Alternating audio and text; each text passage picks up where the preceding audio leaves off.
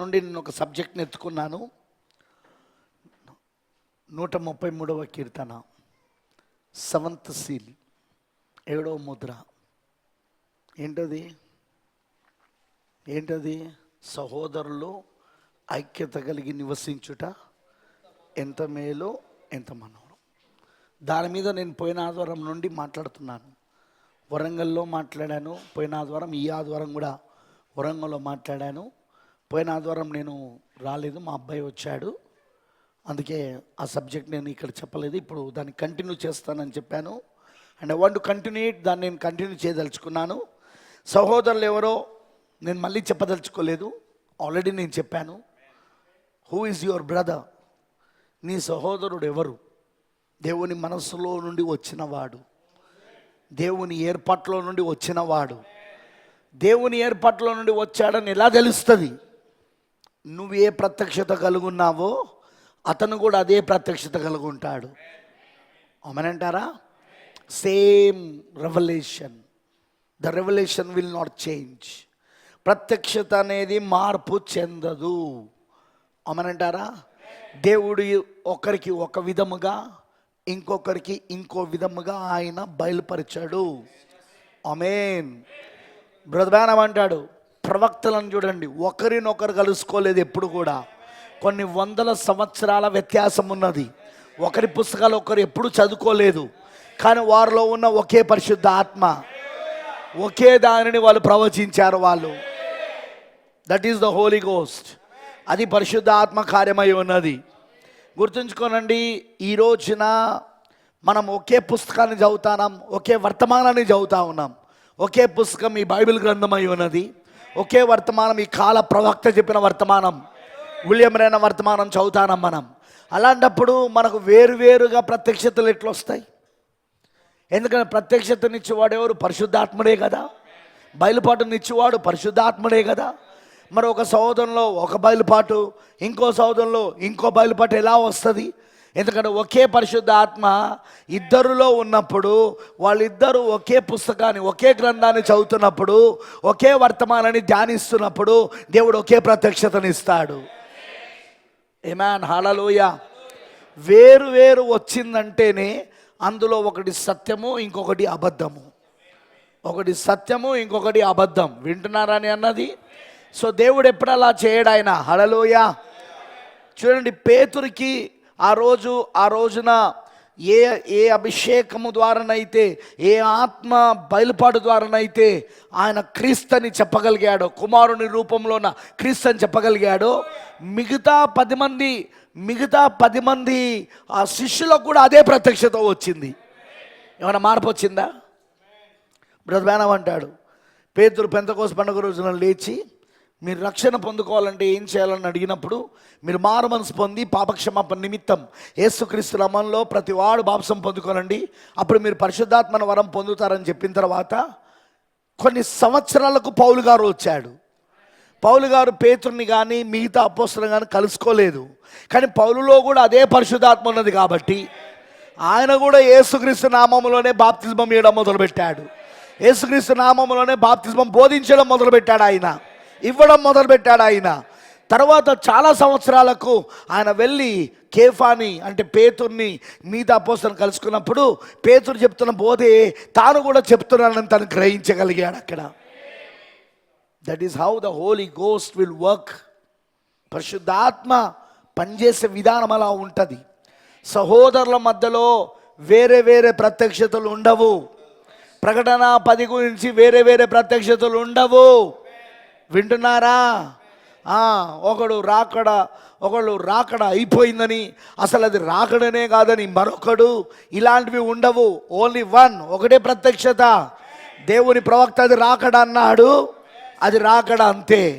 ఇవాళ ఉదయం మనం చదివినట్టు 130 పారాగ్రాఫ్లో ర్యాప్చర్ అనే మెసేజ్లో 12వ నెల 4వ తారీఖున చెప్పిన మెసేజ్ అది. 1965 12వ నెల 4వ తారీఖున చెప్పిన మెసేజ్ అది.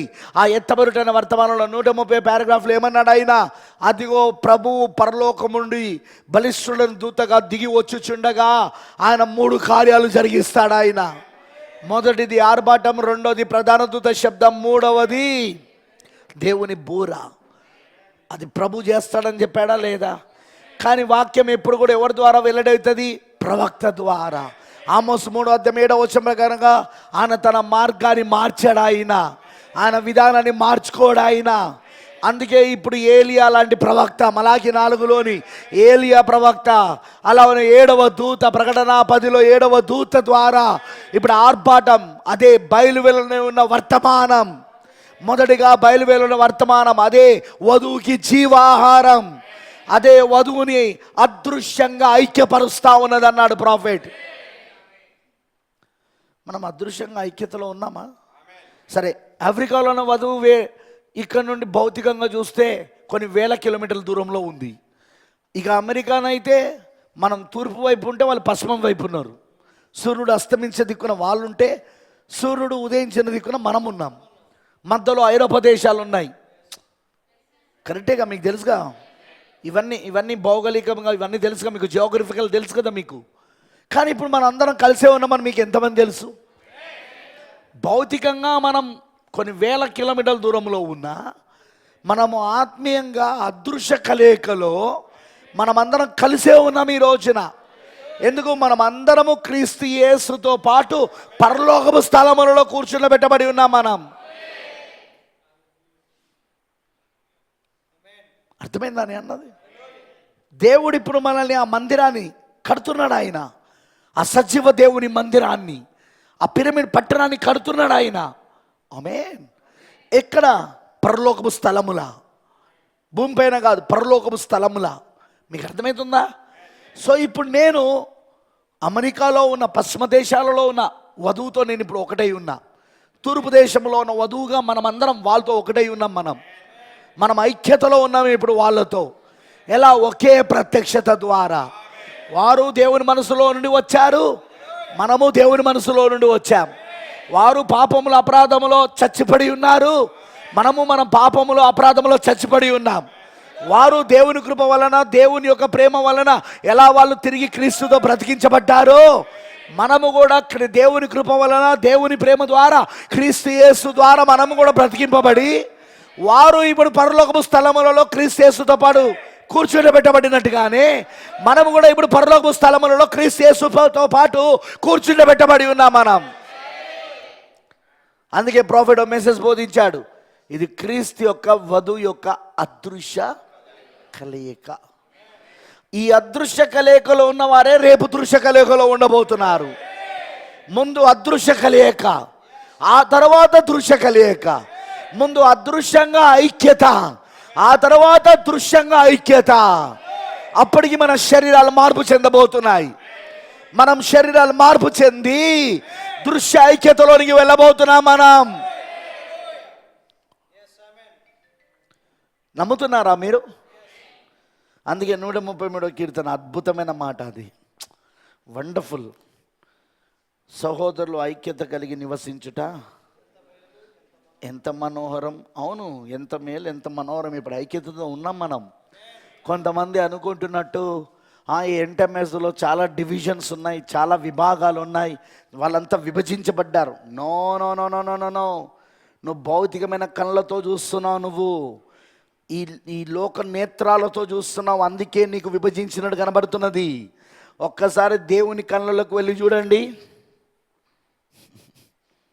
దేవుని కళ్ళు ఉన్నాయా? ఈ దేవుని కళ్ళలోకి వెళ్ళి చూడండి ఒకసారి. అదే ఈ దేవుడి వాక్యం. దేవుడి కళ్ళు ఈ దేవుని వాక్యం, ఈ కాల వర్తమానం. అందులో నుండి వెళ్ళి చూడండి, నీకు వధువు ఐక్యతతో ఉంటుంది. క్రీస్తుతో ఆమె ఐక్యపరచబడి ఉన్నది. క్రీస్తులో వాళ్ళందరూ ఒకటై ఉన్నారు. ఇప్పుడు వాళ్ళు ఎవరు? వధువు, పెళ్లి కుమార్తె. క్రీస్తులో వాళ్ళందరూ ఒకటై ఉన్నారు. ఒకే ఆలోచనలో నుండి వచ్చారు వాళ్ళంతా. ఒకే గ్రంథములో నుండి వచ్చారు వాళ్ళంతా.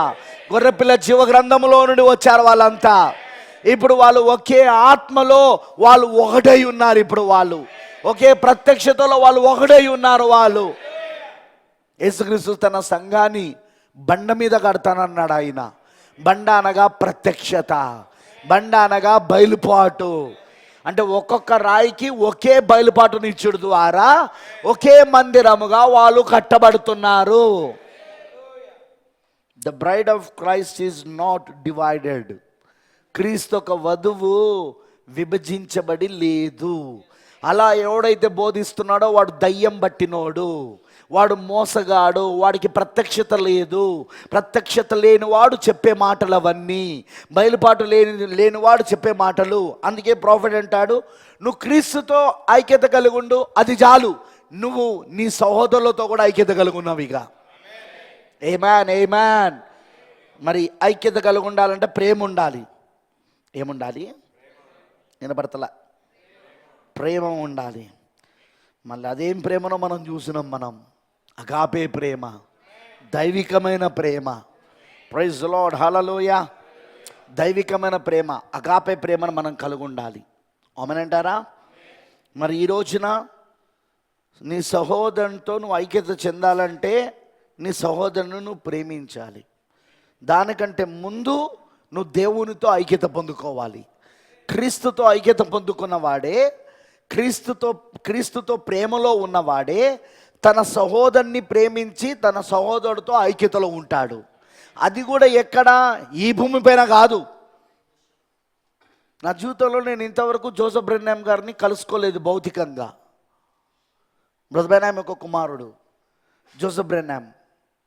అంతకుముందు బ్రదర్ బిల్లీ పాల్ని నేను కలుసుకోలేదు. నేను ఇంతవరకు భౌతికంగా కలుసుకోలేదు, కానీ మేము ఐక్యతలో ఉన్నాం. మీకు అర్థమైందని చెప్పింది? భౌతికంగా మనం కలుసుకోకపోయినా మనం ఐక్యతలో ఉన్నాం. ఇప్పుడు ఎక్కడ? వర్తమానంలో, క్రీస్తు లోపట, వాక్యము లోపట మనం ఐక్యత కలిగి ఉన్నాం. మనము అర్థమైందని చెప్పింది. ఆమేన్. ఓకే, మరొకసారి చదువుదాం, ఎందుకంటే ఈరోజు నేను దీన్ని ట్రై చేస్తాను పూర్తి చేయడానికి. 133వ కీర్తన దావీదు రచించింది. సహోదరులు, అందరు కాదు, సహోదరులు, శత్రువులు కూడా కాదు, సహోదరులు ఐక్యత కలిగి నివసించుట ఎంత మేలు, ఎంత మనోహరం. అది తల మీద పోయబడి ఆరోను గడ్డం మీదుగా కారి అతని అంగీల అంచు వరకు దిగజారిన పరిమళ తైలం వలె ఉండును. సియోను కొండల మీదికి దిగివచ్చు, హెర్మోను మంచు వలె ఉండును. ఆశీర్వాదమును శాశ్వత జీవమును అచ్చట ఉండవలెనని యెహోవా సెలవిచ్చున్నాడు. ప్రభు ఈ మాటలను దీవించును గాక. అదే మనము ప్రకటన 10వ అధ్యాయంలో ఆర్భాట వర్తమానంగా చూస్తున్నాం. మనం ఆర్భాటమే ఆ బయలు వెళ్ళిన మొదటి వర్తమానం. సహోదరులను ఐక్యపరుస్తున్న వర్తమానం, వధువుని ఐక్యపరుస్తున్న వర్తమానం. కరెక్టేనా? ఓకే, పెళ్లి కుమార్తెను ఐక్యపరుస్తున్న వర్తమానం. ఆమెనంటారా? Now let's read another scripture. నేను మరొక లేఖనాలను చదవాలనుకుంటున్నాను. ఎఫెసీయులకు రాసిన పత్రిక,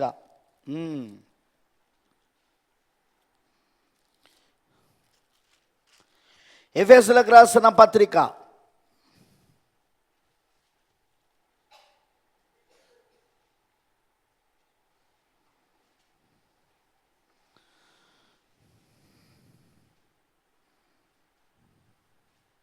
4వ అధ్యాయము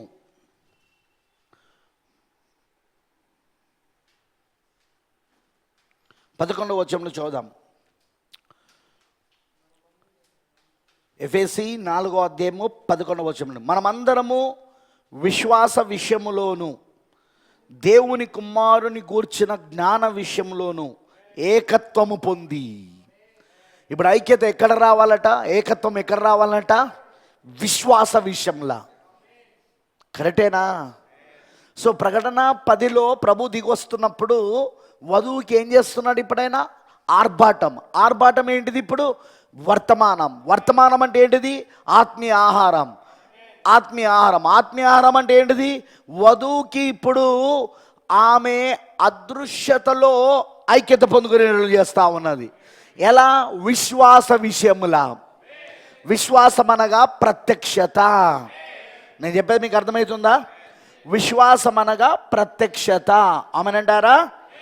సో మనమందరము విశ్వాస విషయంలోను, అంటే ప్రత్యక్షత విషయంలోను, దేవుని కుమారుని గూర్చిన జ్ఞానం విషయంలోను ఏకత్వము పొంది,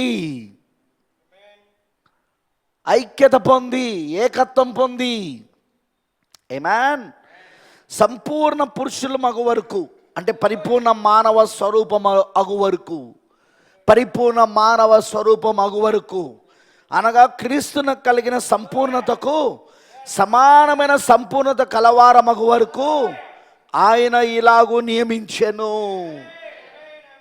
ప్రైజ్ ది లార్డ్. సహోదరులు ఐక్యత కలిగి ఉండాలి. కానీ ఏ విషయంలో? విశ్వాస విషయంలో, దేవుని కుమారుని గురించిన జ్ఞాన విషయంలో వాళ్ళు ఏకత్వాన్ని పొందుకోవాలి. వాళ్ళు ఎంతమంది తెలుసు ఆయన మరలా ఇప్పుడు దేవుని కుమారుడుగా ప్రత్యక్షమయ్యాడని?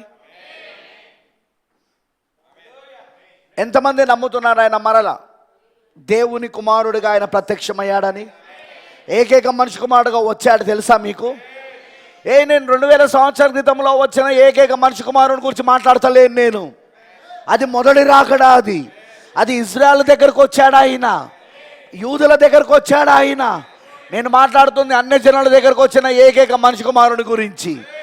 లూకా 17వ అధ్యాయంలో చెప్పబడిన 26-30 వచనాల్లో చెప్పబడిన ఆ ఏకైక మనిషి కుమారుడిగా ఆయన మరలా ప్రత్యక్షమయ్యాడా లేదా? కాలేదా? విలియం బ్రెన్హాం పరిచర్యలో కాలేదా? విలియం బ్రెన్హాం పరిచర్యలో కాలేదా? ప్రైజ్ ది లార్డ్, హల్లెలూయా. ఏకైక మనిషి కుమారుని పరిచర్య విలియం బ్రెన్హాంలో జరిగిందా? విలియం బ్రెన్హాం ఏకైక మనిషి కుమారుడు కాదు. ఆయన పరిచర్యలో ఏకైక మనిషి కుమారుని పరిచర్య జరిగింది. ఆయన జీవితంలో ఏకైక మనిషి కుమారుని పరిచర్య జరిగింది. ఏకైక మనిషి కుమారుడు విలియం మ్యారియన్ బ్రెన్హాం కాదు. కానీ విలియం మ్యారియన్ బ్రెన్హాం ఎవరు అంటే, అదిగో ఏకైక మనిషి కుమారుడు, ఆయనలో నెరవేర్పు జరిగినది. లూకా 17వ అధ్యాయం 26-30 వచనాల్లో చెప్పబడిన ఆ ప్రవచనము నెరవేర్పు జరిగినది. వండర్ఫుల్, హల్లెలూయా. నేను చెప్పేది మీకు అర్థమవుతున్నదా? సో ఇప్పుడు ఏకైక మనిషి కుమారుడు, దేవుడి కుమారుడిని పరిచర్య జరిగిందా? జరిగిందా లేదా? నాకు వినపడతలేదు మీ దగ్గర నుండి. ఆమేన్. సో ఇప్పుడు ఆ దేవుని కుమారుని గురించిన జ్ఞానం 2000 సంవత్సరాల క్రితంలో ఉన్న దేవుని కుమారుని గురించి జ్ఞానం కాదు. ఇప్పుడు మన కాలంలో 2వ రాకడలో వచ్చిన దేవుని కుమారుని గురించిన జ్ఞానము. ఆమేన్. ఈరోజు మనము ఏకత్వమును పొందుకోవాలంటున్నాడు. దేవుని కుమారుని గురించిన జ్ఞానము విషయంలో ఏకత్వం పొంది, అలా ఏకత్వం పొందితే ఏమవుతుంది బ్రదర్? సంపూర్ణ పురుషులం అవుతాం. మనం సంపూర్ణ మానవ స్వరూపంలోనికి మారుతాం. Stature of a perfect man, పరిపూర్ణ మానవ స్వరూపం. అర్థమైందని అన్నది? ఆ సంపూర్ణమైన మానవ స్వరూపం. ఆమేన్. సంపూర్ణ పురుషుల మగు వరకు, అనగా క్రీస్తు కలిగిన సంపూర్ణతకు సమానమైన సంపూర్ణత కలవార మగు వరకు ఆయన ఇలాగూ నియమించెను. పరిశుద్ధులు సంపూర్ణగునట్లు క్రీస్తు శరీరం క్షేమాభివృద్ధి చెందుటకును పరిచర్య ధర్మం జరుగుటకును ఆయన కొందరిని అపోస్తులుగాను, కొందరిని ప్రవక్తలుగాను, కొందరిని సువార్థికులుగాను, కొందరిని కాపరులుగాను, ఉపదేశకులుగాను నియమించెను. అందువలన మనం ఇక మీదట పసిపిల్లలమై ఉండి మనుషుల మాయోపాయముల చేత వంచనతోనూ తప్పు మార్గమునకు లాగు కుయుక్తితోనూ గాలికి కొట్టుకొని పోవన్నట్లు కల్పింపబడిన ప్రతి ఉపదేశమునకు ఇటు అటు కొట్టుకొని పోవచ్చు అలల చేత ఎగురు కొట్టబడిన వారమైనట్లు ఉండక, పసిబారులుగా మనం ఇప్పుడు ఉండకూడదు. మనం పసిబారులు ఏంటిది? ఏది పడితే అది నమ్ముతారు, ఎటు పడితే అటు కొట్టి అవుతారు. అవునా? సంపూర్ణ పురుషులం కావాలా మనం? పరిపూర్ణ మానవ స్వరూపంలోకి మారాలా మనము? ఆమేన్, హల్లెలూయా. అలా గాలికి కొట్టుకొని పోవచ్చున్న అలల చేత ఎగురు కొట్టబడిన వారమైనట్లు ఉండక, ప్రేమ కలిగి ఏం కలిగి ప్రేమ అనగా దైవికమైన ప్రేమ.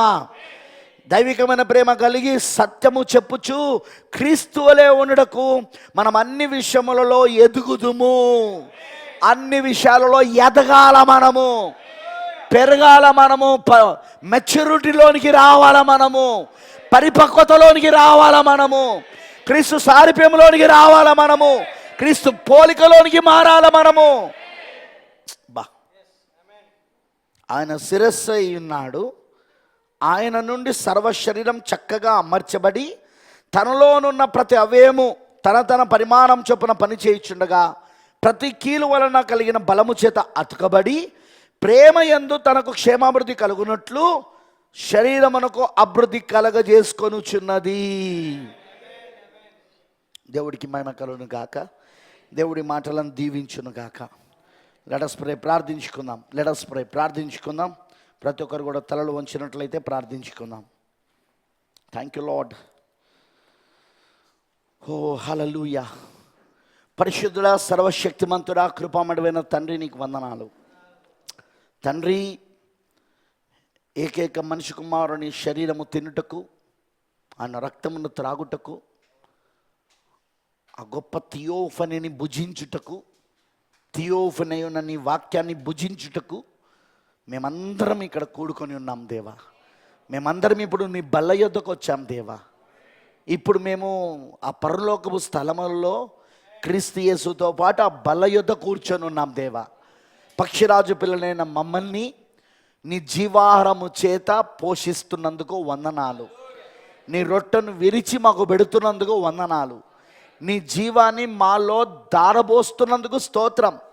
నీ జీవాన్ని మేము పానముగా తీసుకుంటున్నామయ్యా. అదే నీ పరిశుద్ధ ఆత్మ ఉన్నది. ఆ జీవం ఏంటో కాదు, నీ పరిశుద్ధ ఆత్మ పానముగా ఇప్పుడు నువ్వు మాకు ఇస్తున్నావయ్యా. ఇప్పుడు దాన్ని మేము త్రాగుచున్నాం తండ్రి. నువ్వు చెప్పినట్టు ఏకైక మనిషి కుమారుని శరీరమును తిని దాన్ని ఆయన రక్తమును త్రాగువాడే నిత్య జీవం గలవాడన్నావు. అవును, ఇప్పుడు మేము అదే చేస్తున్నాం యేసయ్యా. నువ్వు తప్పకుండా ఈరోజు నీ వాక్యము చేత మరొకసారి మమ్మల్ని పోషించమని ప్రార్థిస్తున్నా. ఆకలితో వచ్చినామయ్యా. మా ప్రాణములు ఆకలిగొంటున్నాయి తండ్రి.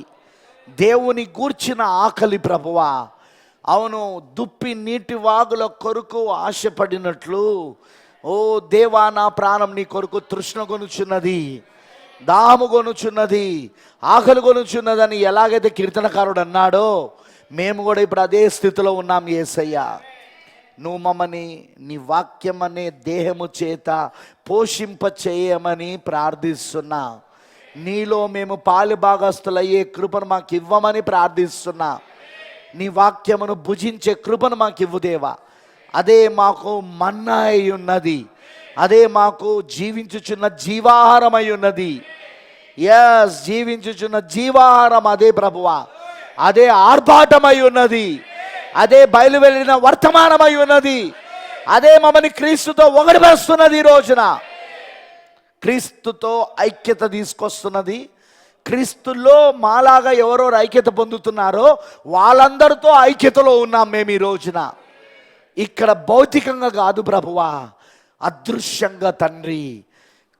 దృశ్యంలో కాదయ్యా, అదృశ్యములో క్రీస్తు యేసులో ఇదిగో వధువు ఐక్యత పొందుకుంటున్నది, ఏకత్వం పొందుకుంటా ఉన్నది. అదే ఇప్పుడు నువ్వు చేస్తున్నావు తండ్రి. ఎంత ధన్యులమయ్యా మేము. సార్వత్రికంగా వధువులో మేము కూడా ఐక్యత కలిగి ఉన్నామా? ఎంత అద్భుతంగా అనిపిస్తూ ఉన్నది ఆ మాట. అందుకే సహోదరుల ఐక్యత కలిగి నివసించుట ఎంత మేలు, ఎంత మనోహరం అని అందుకే అన్నాడు ప్రభువా. నిజమే యేసయ్యా. ఈరోజు మాకు అదే జరుగుతున్నది తండ్రి. 7వ ముద్రలో ప్రభు నువ్వు దిగి వస్తున్నావు తండ్రి. ప్రకటన 10 ప్రభు దిగొచ్చుటే 7వ ముద్ర అని ప్రాఫిట్ చెప్పాడు. నమ్ముతున్నామయ్యా, ఎందుకంటే 7వ ముద్రకు వర్తమానికుడు 7వ దూతనే కాబట్టి. విలియం మ్యారన్ బ్రెన్హామ్ 7వ దూతయే. విలియం మ్యారన్ బ్రెన్హామే 7వ ముద్రకు వర్తమానికుడై ఉన్నాడు. 7వ ముద్రను ప్రకటించువాడై ఉన్నాడు. అందుకే మేము నమ్ముతున్నాం యేసయ్యా. ఖచ్చితంగా 1963లో నువ్వు దిగి వచ్చున్నావని. అవును ప్రభువా, నువ్వు దిగి వచ్చున్నావని. ఆ దిగి వచ్చుచున్నగా ఈ 3 కార్యాలు నువ్వు చేస్తున్నావయ్యా. ఆర్భాటము, ప్రధాన దూత శబ్దము, దేవుని బూర. ఆర్భాటం అనగా బయలువెళ్ళిన వర్తమానమని, అది వధువు జీవాహారమని, అది పెళ్లి కుమార్తెను అదృశ్యములో ఐక్యతపరుస్తున్నదని అద్భుతమైన విషయాలు నువ్వు మాతో మాట్లాడుతూ వస్తున్నావయ్యా. అందుకే మేము పూర్తిగా నీకు సమర్పించుకుంటున్నాం తండ్రి. ప్రభు అయిన దేవా, ఈ రెవల్యూషన్లో ఇక్కడున్న ప్రతి ఒక్కరూ జీవించాలి. ఈ ప్రత్యక్షతలోనే, ఈ బయలుపాటులోనే వాళ్ళు ఈరోజు ఆరాధనలోకి వచ్చారని వాళ్ళు గ్రహించాలి. ఈ ప్రత్యక్షత లేకుండా వాళ్ళు ఇక్కడికి వచ్చినా లాభం లేదయ్యా. ఈ ప్రత్యక్షత కలిగే ఇప్పుడు వారు ఈ స్థలమునికి వచ్చి వాళ్ళు నేను ఆరాధిస్తున్నప్పుడు వాళ్ళు ఇప్పుడు పరలోకం స్థలములలో ఉన్నారని, సార్వత్రికంగా వధువుతో కలిసి నేను ఆరాధిస్తున్నారని, ఇక్కడున్న ఒక 50 మందితో కాదు ప్రభువా, ఈ 50-60 మందితో కాదు, సార్వత్రికంగా ఉన్న వధువుతో ఇప్పుడు వాళ్ళు ఆరాధిస్తున్నారని వాళ్ళు గ్రహించే భాగ్యము దయచేదేవా. ఎందుకంటే విశ్వాస విషయం, ప్రత్యక్షత విషయంలో మేము ఇప్పుడు ఏకత్వం పొందుకున్నామయ్యా.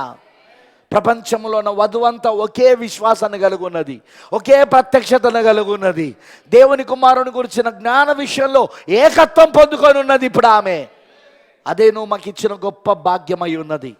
ఇంకా నువ్వు మాతో మాట్లాడము తండ్రి, ఇంకా మాకు కావలసిన వర్తమానం దయచేయి.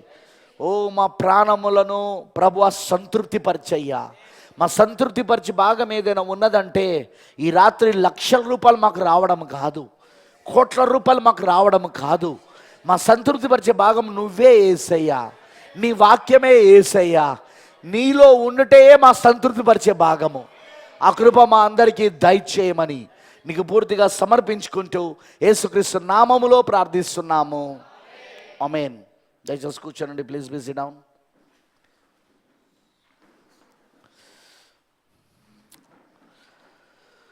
క్రీస్తునందు ప్రియమైన దేవుని పిల్లలందరికీ ప్రభు యేసుక్రీస్తు నామంలో నా యొక్క శుభములు మరి వందనాలు తెలియజేస్తున్నాను. ప్రభు మీ అందరినీ దీవించును గాక.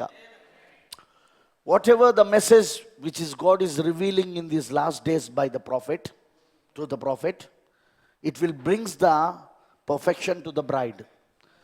ఈ చివరి కాలంలో దేవుని ప్రవక్త ద్వారా ఏ వర్తమానం అయితే దేవుడు బయలుపరుస్తున్నాడో అది ఖచ్చితంగా పెళ్లి కుమార్తెను పరిపూర్ణతలోనికి తీసుకొస్తుంది. అది నువ్వెవరివి అంటే నేను పలానా కులపు వాడిని అని చెప్పడానికి లేదు, నేను పలానా కులపు వాడిని, నేను పలానా వాడిని అని చెప్పడానికి లేదు. మనం ఎవరివి? నేను క్రీస్తు యొక్క పక్షిరాజుని, నేను పెళ్లి కుమార్తెని, నేను కూడా పెళ్లి కుమార్తెలో భాగమై ఉన్న నేను. చూడండి, భౌతికమైన జీవితాన్ని చూస్తే మనకు పరిస్థితులు బాగలేవు కావచ్చు, మన అప్పులలో పాలై ఉండవచ్చు, మనం ఆర్థిక ఇబ్బందులు ఉండవచ్చు, అనారోగ్యాలతో ఉండవచ్చు, కృంగి కృషిస్తున్నాం కావచ్చు. ఎందుకంటే స్త్రీ కనిన నరుడు కొద్ది దినముల వాడై బహు బాధను అనుభవించినని బైబిల్ చెప్తా ఉన్నది. కరెక్టేనా? యోబు 14:1 ఏముంటుందంటే స్త్రీ కనిన నరుడు అతను కొద్ది దినముల వాడై బహు బాధలను అనుభవించున్నది. తప్పదు మనకు అది, ఆ బాధ అనుభవించక. దాని మీద కూడా చెప్పాను. అందుకే కదా మనం స్త్రీ ఆది పాపము ద్వారా స్త్రీ కనిన పిల్లలుగా ఉన్న మనము ఇప్పుడు కొత్త జన్మ ద్వారా యేసుక్రీస్తు పురుషుని ద్వారా మనం జన్మించబడతానం. మనం ఆమేన్, హల్లెలూయా. ఇంకొద్ది కాలంలోనే ఈ శరీర మార్పు చెందబోతున్నాం మనం. ఇంకొద్ది కాలంలోనే మనకు మార్పు రాబోతా ఉన్నది. వస్తుందా? 100% రాబోతా ఉన్నది. ఇంకొద్ది రోజులలో ఈ శరీరం ఎప్పుడైతే మార్పు చెందుతుందో, ఎందుకంటే క్రొత్త జన్మలో ఇక మిగిలిపోయింది ఏమైనా ఉన్నది అంటే అది మన శరీర మార్పు అయి ఉన్నది. మన పాత జన్మలో ఎలాగైతే తల్లి గర్భంలో నుండి శరీరాన్ని పొందుకున్నామో అలానే క్రొత్త జన్మలో కూడా మనం శరీరాన్ని పొందుకోబోతున్నాం. మనం అక్షయ శరీరాన్ని, అమర్త శరీరాన్ని, మనము థియోఫనీని పొందుకోబోతున్నాం. మనం ఎప్పుడైతే దాన్ని పొందుకున్నామో అప్పుడు క్రొత్త జన్మ పూర్తయిపోతున్నది.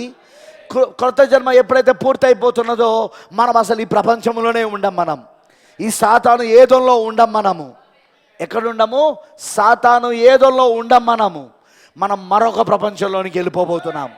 మనం ఇక సదాకాలం ప్రభువుతో కలిసి ఉండబోతున్నాం. మనం ఇక సదాకాలం పరిశుద్ధులతో కలిసి మనము విందు ఆరగించబోతున్నాము. వివాహ విందులోనికి వెళ్ళి విందును ఆరగించబోతున్నాం మనం. అది కొద్ది దినములలోనే జరగబోతా ఉన్నది. ప్రైజ్ ది లార్డ్, హల్లెలూయా. అందుకే ఈ రోజున మనమందరం ప్రపంచవ్యాప్తంగా ఈ వర్తమానంలో ఎవరైతే ఉన్నారో, ఈ వర్తమానం ఎవరోలో ఉన్నదో, ఎవరెవరు వర్తమానంలో ఉన్నారో, ఎవరెవరిలో వర్తమానం ఉన్నదో. ఎందుకంటే మీరు నా యందును నా మాటలు మీ యందును ఉన్నవని అన్నాడు ఆయన. అన్నాడా లేదా? మీరు నా యందును నేను మీ యందును, నేను తండ్రి యందును తండ్రి నా యందును, మరి మీరు నా యందును నేను మీ యందును ఉన్నామని ఆ దినమును తెలుసుకుంటారన్నాడు ఆయన.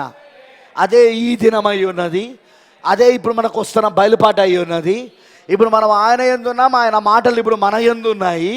అలా ఎవరెవరైతున్నారో అలా అందరూ ఇప్పుడు అదృశ్య కలయికలో ఉన్నారు. ఇప్పుడు వాళ్ళు అదృశ్యమైన ఐక్యతలో ఉన్నారు. ఇప్పుడు వాళ్ళంతా గ్లోరీ హల్లెలూయా, అదృశ్యమైన ఏకత్వంలో ఉన్నారు. ఇప్పుడు అమెరికాలో ఉన్న వధువు, ఇండియాలో ఉన్న వధువు, పెళ్లి కుమార్తె, దేవుడు ఏర్పరచుకున్న బిడ్డలు ఐక్యతలో లేరని మీరు అనుకుంటున్నారా?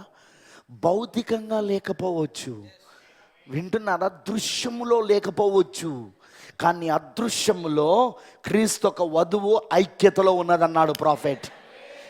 ఆమె క్రీస్తుతో ఐక్యపరచబడినప్పుడు ఇప్పుడు అలా ఆమె వలె ఎవరెవరైతే ఆమె వలె అంటే ఆ వధువులో ఉన్న సభ్యులు ఎవరెవరైతే క్రీస్తులో ఐక్యత పొందుతున్నారో అలా పొందుకుంటున్న వాళ్ళందరూ ఇప్పుడు ఏకత్వం కలుగున్నారు. వాళ్ళు వండర్ఫుల్. వాళ్ళందరూ ఇప్పుడు ఐక్యత పొందుకొని ఉన్నారు. ఇప్పుడు వాళ్ళందరూ ఏకత్వమును పొందుకొని ఉన్నారు. వాళ్ళు ఆమేన్. అర్థమైన వాళ్ళందరూ ఆమేన్ చెప్పండి. వాళ్ళందరూ ఇప్పుడు ఒకటై ఉన్నారు. ఇప్పుడు వాళ్ళు కాకపోతే అదృశ్య రూపంలో, త్వరలోనే దృశ్య రూపంలోకి రాబోతున్నాం. సరే, అమెరికాలో ఉన్న వధువు ఈరోజు ఇప్పుడు ఆరాధన మొదలైంది వాళ్ళకు. ఎందుకంటే మనకు వాళ్ళకి 24 గంటలు 12 గంటలు తేడా, 12 hours. ఇప్పుడు రాత్రి అవుతుందో వాళ్ళకి పగలవుతుంది. వాళ్ళకి ఇప్పుడు వాళ్ళకు ఆరాధన మొదలైంది. సండే, మనకి ఇక్కడ రాత్రి అవుతుంది. అలాగని చెప్పి ఇప్పుడు మనందరం ఒకే చోట్ల ఆరాధన చేస్తలేమని మీరు అనుకుంటున్నారా? మనందరం ఒకటే చోట ఆరాధన చేస్తాం. ఎక్కడ?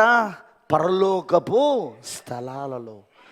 వాళ్ళు అమెరికాలో ఆరాధన చేసినా, మనం ఇండియాలో ఆరాధన చేసినా, ఆఫ్రికాలో ఆరాధన చేసినా, ఐరోపా ఖండములో ఆరాధన చేసినా, ఆసియా ఖండములో ఆరాధన చేసినా, పశ్చిమ దేశాలలో ఆరాధన చేసినా, ఎక్కడ ఆరాధన చేసినా అందరూ చేసే ఆరాధన స్థలం ఏదంటే అది పరలోకపు స్థలమై ఉన్నది. ఈ వధువు ఇప్పుడు పరలోకపు స్థలములో ఉండి దేవుని ఆరాధిస్తా ఉన్నది. దేవుడికి మహిమ కలుగును గాక. అది అదృశ్య రూపములో, అది కూడా ఎక్కడ? అదృశ్యములలో. వింటున్నారా? Invisible union. ఇది అదృశ్య కలయిక, అదృశ్య ఏకత్వము, అదృశ్య ఐక్యత. ఇది హల్లెలూయా. అది ఇప్పుడు జరుగుతూ ఉన్నది. ఇప్పుడు అది. కానీ ఒకరోజు వాళ్ళందరినీ మనం షేక్ తీసుకోబోతున్నాము. వాళ్ళందరినీ మనం కౌగిలించుకోబోతున్నాము. వాళ్ళనే కాదు, సజీవంగా ఉన్న వధువునే కాదు, నిద్రించిన వధువుని కూడా. ఈ 2000 సంవత్సరాలలో 7 సంఘకాలాలలో నిద్రించిన పెళ్లి కుమార్తెను కూడా మనం షేక్ తీసుకొని కౌగిలించుకోబోయే రోజు రాబోతా ఉన్నది. ఒక ఉదయం 6 నుండి 9 మధ్యలో దేవుడు అది చేయబోతా ఉన్నాడు. ఈరోజు కొంతమంది ఎండ్ టైమ్ మెసేజ్లో బోధిస్తున్నారు. ఏమని బోధిస్తున్నారో తెలుసా? ఈ వధువులో ఐక్యత లేదు కాబట్టి ఈమె ఎత్తబడాడు. నాకు వాళ్ళని చూసి నవ్వొస్తున్నది నాకు. అంటే వాళ్ళ ఉద్దేశం ఏంటంటే వాళ్ళ దగ్గరికి మనం వెళ్ళాలా, వాళ్ళ కింద మనం ఉండాలా? నీకు అర్థమవుతుందా? వాళ్ళ దగ్గరికి వెళ్ళి వాళ్ళ కింద ఉంటే వధువు ఐక్యతలో ఉన్నట్టు. తెలివి తక్కువ బోధకుడా, బుద్ధిహీనమైన బోధకుడా, నీకు ప్రవక్త వర్తమానం అర్థం కాలేదు. నీకు ప్రత్యక్షత రాలేదు. ఇక్కడ దేవుడు ఐక్యతను గురించి మాట్లాడినప్పుడు అది క్రీస్తులో అదృశ్య ఐక్యత అని ప్రవక్త బోధించాడు. అక్కడ క్రీస్తులో అదృశ్య ఐక్యత. ఫార్నల్ రావుడితోటే పాస్టర్లందరినీ సమకూర్చే ఐక్యతలు కావివి. ఇంతమంది సేవకులు నా కింద ఉన్నారు, వీళ్ళందరికీ మేము జీతాలు ఇస్తున్నాం, వీళ్ళకి మేము బండ్లు కొనిస్తున్నాం, వీళ్ళ చర్చిలు కట్టడానికి డబ్బులు ఇస్తున్నాం, నెల జీతాలు ఇస్తున్నామని చెప్పుకునే ఐక్యతలు కాదరా దయ్యం పట్టినోడా. ఎందుకంటే ఈ ఐక్యతలో వాడు క్రీస్తుతో ఏకంగానే కాడు. క్రీస్తుతో ఏకమైతే అందులోకి ఎందుకు వెళ్తాడు? నెల జీతం ఎందుకు తీసుకుంటాడు? బండ్ల కోసం ఈఎంఐల కోసం, కార్ల కోసం, చర్చ్ బిల్డింగ్ల కోసం వాడు ఎలా వెళ్ళి ఆ సంస్థలో చేరుతాడు? వాడు ఎండ్ టైమ్ మెసేజ్ సంస్థ. క్రీస్తుతో ఐక్యపరచబడిన వాడు, వాక్యములో ఐక్యపరచబడి ఉన్నవాడు ఎట్టి పరిస్థితుల్లో అలాంటి వాటిని అంగీకరించడు. సేవకులు దాన్ని అంగీకరించరు. ఎందుకంటే ప్రవక్త ఒకటే మాట చెప్పాడు, దేవుడు నిన్ను పిలిచిన ఎడల దేవుడే నీ గురించి శ్రద్ధ వహిస్తాడు. మనల్ని హైదరాబాదోడు పిలవలేదు, మద్రాస్ వాడు పిలవలేదు, మనల్ని ఢిల్లీ వాడు పిలవలేదు, మనల్ని అమెరికా వాడు పిలవలేదు, కెనడా వాడు పిలవలేదు. మనల్ని పిలిచింది దేవుడు. దేవుడు మనల్ని పిలిచిన ఎడల దేవుడే మన గూర్చి శ్రద్ధ వహిస్తాడు. ప్రాఫెట్ అన్నాడు, దేవుడు నిన్ను పిలిచిన ఎడల దేవుడే నీ గూర్చి శ్రద్ధ వహిస్తాడు. ఆమేన్, హల్లెలూయా. సంస్థ నిన్ను పిలిచిన ఎడల సంస్థ నీ గూర్చి శ్రద్ధ వహిస్తుంది. అందుకే ఈ రోజున మనకు బిషప్లు లేరు. ఈ మెసేజ్లో కార్డినల్స్, బిషప్స్ ఈ వర్తమానంలో లేరు. మన బిషప్ అయినా మన కార్డినల్ అయినా మన ప్రభుని యేసుక్రీస్తే. ఈరోజు సంఘం యేసుక్రీస్తు అనే శిరస్సు కింద 1963లో వచ్చిన యేసుక్రీస్తు అనే శిరస్సు కింద నడిపించబడతా ఉన్నది. అప్పుడు ఆమె యేసుక్రీస్తు అనే శిరస్సు నాయకత్వంలో నడిపించబడతా ఉన్నది. 7వ దూత ఈమెకు వెళ్ళిపోవచ్చు, కానీ బలిష్ఠుడన్న దూత ఈమెకున్నాడు. 7వ దూత ఈమెను విడిచిపెట్టి వెళ్ళిపోవచ్చు. వింటున్నారా? ఈ పెళ్లి కుమార్తెను 7వ దూత విడిచిపెట్టి వెళ్ళిపోవచ్చు, కానీ 7వ దూత వెళ్తూ వెళ్తూ వెళ్తూ ఎవరిని పరిచయం చేసి వెళ్ళాడు? ప్రకటన 10లోని బలిష్ఠుడైన దూతను వర్తమానికుని పరిచయం చేసి వెళ్ళాడు. ఆ బలిష్ఠుడైన దూత ఆ క్రీస్తే. ఇప్పుడు ఆమె వర్తమానికుడు అయి ఉన్నాడు. ఇప్పుడు ఆయననే ఆమెను నడిపిస్తా ఉన్నాడు. ఎందుకు? ఆయన ఆమెగా మారాలని ఆయన దిగొచ్చాడు ఈ లోకంలోనికి. 1963లో ఏం జరిగింది? ఆయన ఆమెగా వచ్చాడు. దాని ద్వారా ఆమె ఆయనగా మారడానికి. నేను అన్నది మీకు అర్థమవుతుందా? ఆయన ఆమెగా మారాడు 1963లో. ఇప్పుడు 2024 వరకు ఏం జరుగుతున్నది? ఇప్పుడు ఆమె ఆయనగా మారుతా ఉన్నది. 1963లో ఆయన ఆమెగా మారాడు, ఆయన ఆమెలో కుమరించుకున్నాడు. అది క్రీస్తు యొక్క వధువు రాకడై ఉన్నది. అది వధువులో క్రీస్తు రాకడై ఉన్నది. అది పెళ్లి కుమార్తెలో క్రీస్తు రాకడై ఉన్నది. శిరస్సుగా వచ్చుటై ఉన్నది. ఏకైక మనిషి కుమారుడుగా వచ్చుటై ఉన్నది. దేవుని కుమారుడుగా వచ్చుటై ఉన్నది. పెళ్లి కుమారుడుగా వచ్చుటై ఉన్నది. ఆమేన్, హల్లెలూయా. ఇప్పుడు ఆయన ఆమెగా మారాడు. ఇప్పుడు ఆమెను ఏం చేస్తున్నాడంటే ఆయనగా మారుస్తున్నాడు. ఆయన ఎవరు? క్రీస్తు. వాక్యం ఆమెగా మారింది. ఆమేన్. ఇప్పుడు ఆమె వాక్యముగా మారుతా ఉన్నది. ఎవరన్నారండి మనకు వర్తమానికులు లేడని? అసలు ఇప్పటి వరకు 2000 సంవత్సరాలలో ఏ కాలంలో కూడా ఇలాంటి వర్తమానికుని వధువులోని ఏ భాగం పొందుకోలే. మనం పొందుకున్నాం ఈ రోజున. ఏ కాలంలో కూడా ఈ 2000 సంవత్సరాలలో ఏ కాలంలో కూడా ఇలాంటి వర్తమానికుని పొందుకోలేదు. క్రీస్తే ఈరోజు మనకు వర్తమానికుడు. 1963లో 7వ దూత విలియం బ్రెనమ్, 7వ ముద్ర క్రీస్తు. 7వ ముద్ర ఎవరు? యేసుక్రీస్తును పరిచయం చేశాడు. మనకు వర్తమానికుడుగా పరిచయం చేశాడు. ఇప్పుడు ఈమెకు వర్తమానికుడు ఎవరు? యేసుక్రీస్తే స్వయంగా. ఈమె నడిపిస్తున్నది ఎవరు? ఆమె శిరస్సు అయి ఉన్న, ఆమె భర్త అయి ఉన్న యేసుక్రీస్తే ఆమెను నడిపిస్తా ఉన్నాడు ఈ రోజున.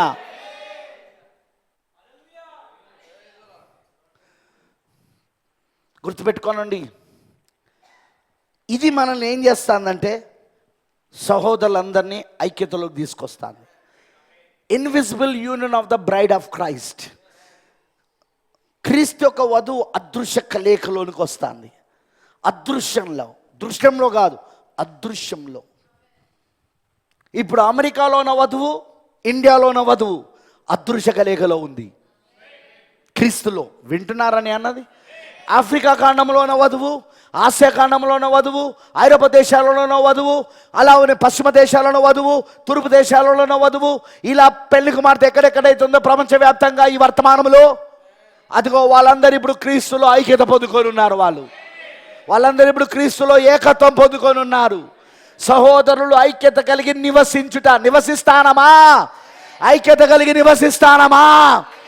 ఎస్. ఇప్పుడు సహోదరులు ఐక్యత కలిగి ఉండి నివసించుట ఎంత మేలు, ఎంత మనోహరము.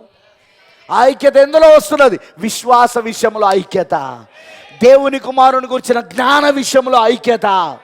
ప్రైజ్ ది లార్డ్, హల్లెలూయా. దేవుని కుమారుని జ్ఞాన విషయంలో ఐక్యత. ఆ ఏకత్వాన్ని దేవుడు ఈరోజు తీసుకొస్తున్నాడా? విశ్వాసం అనగా ప్రత్యక్షత. ప్రత్యక్షత విషయంలో ఐక్యత తీసుకొచ్చాడా? ప్రకటన 10ని రెండవ రాకడగా నమ్మేవాడు నమ్మనివాడు ఐక్యతలో ఉండలేడు. ఎందుకంటే ప్రకటన 10ని అసలు వాడు నమ్మట్లే, దాన్ని ప్రసంగించాడు. అతని ప్రసంగాలన్నిటినీ జల్లెడబట్టండి. అసలు ప్రకటన 10 చెప్పాడు. ఇంతకు 7వ దూత పరిచయం ఏంటిది? 7వ ముద్రకు వర్తమానికుడు ఆయన.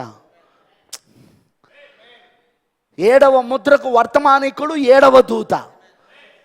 7వ దూత ఎవరు? William Branham.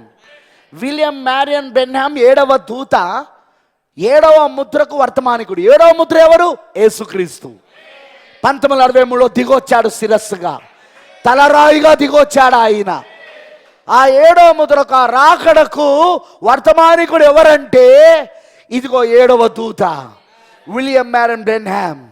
మరి వీళ్ళు 7వ దూత వర్తమానం నమ్మితే, 7వ దూత వర్తమానాన్ని వీళ్ళు అంగీకరిస్తే వీళ్ళు ఏం బోధించాలా? 7వ ముద్రను బోధించాలా? ఆ ప్రకటన 10లో బలిష్ఠుడైన దూతగా ఆయన దిగొచ్చాడే, దాన్ని బోధించాలా? విలియం బ్రెన్హామ్ ఎవరు? ప్రకటన 10వ అధ్యాయం 7వ వచనంలో 7వ దూత. ప్రకటన 10వ అధ్యాయం 1వ వచనంలో ఉన్న బలిష్ఠుడైన వేరొక దూతకు వర్తమానికుడు.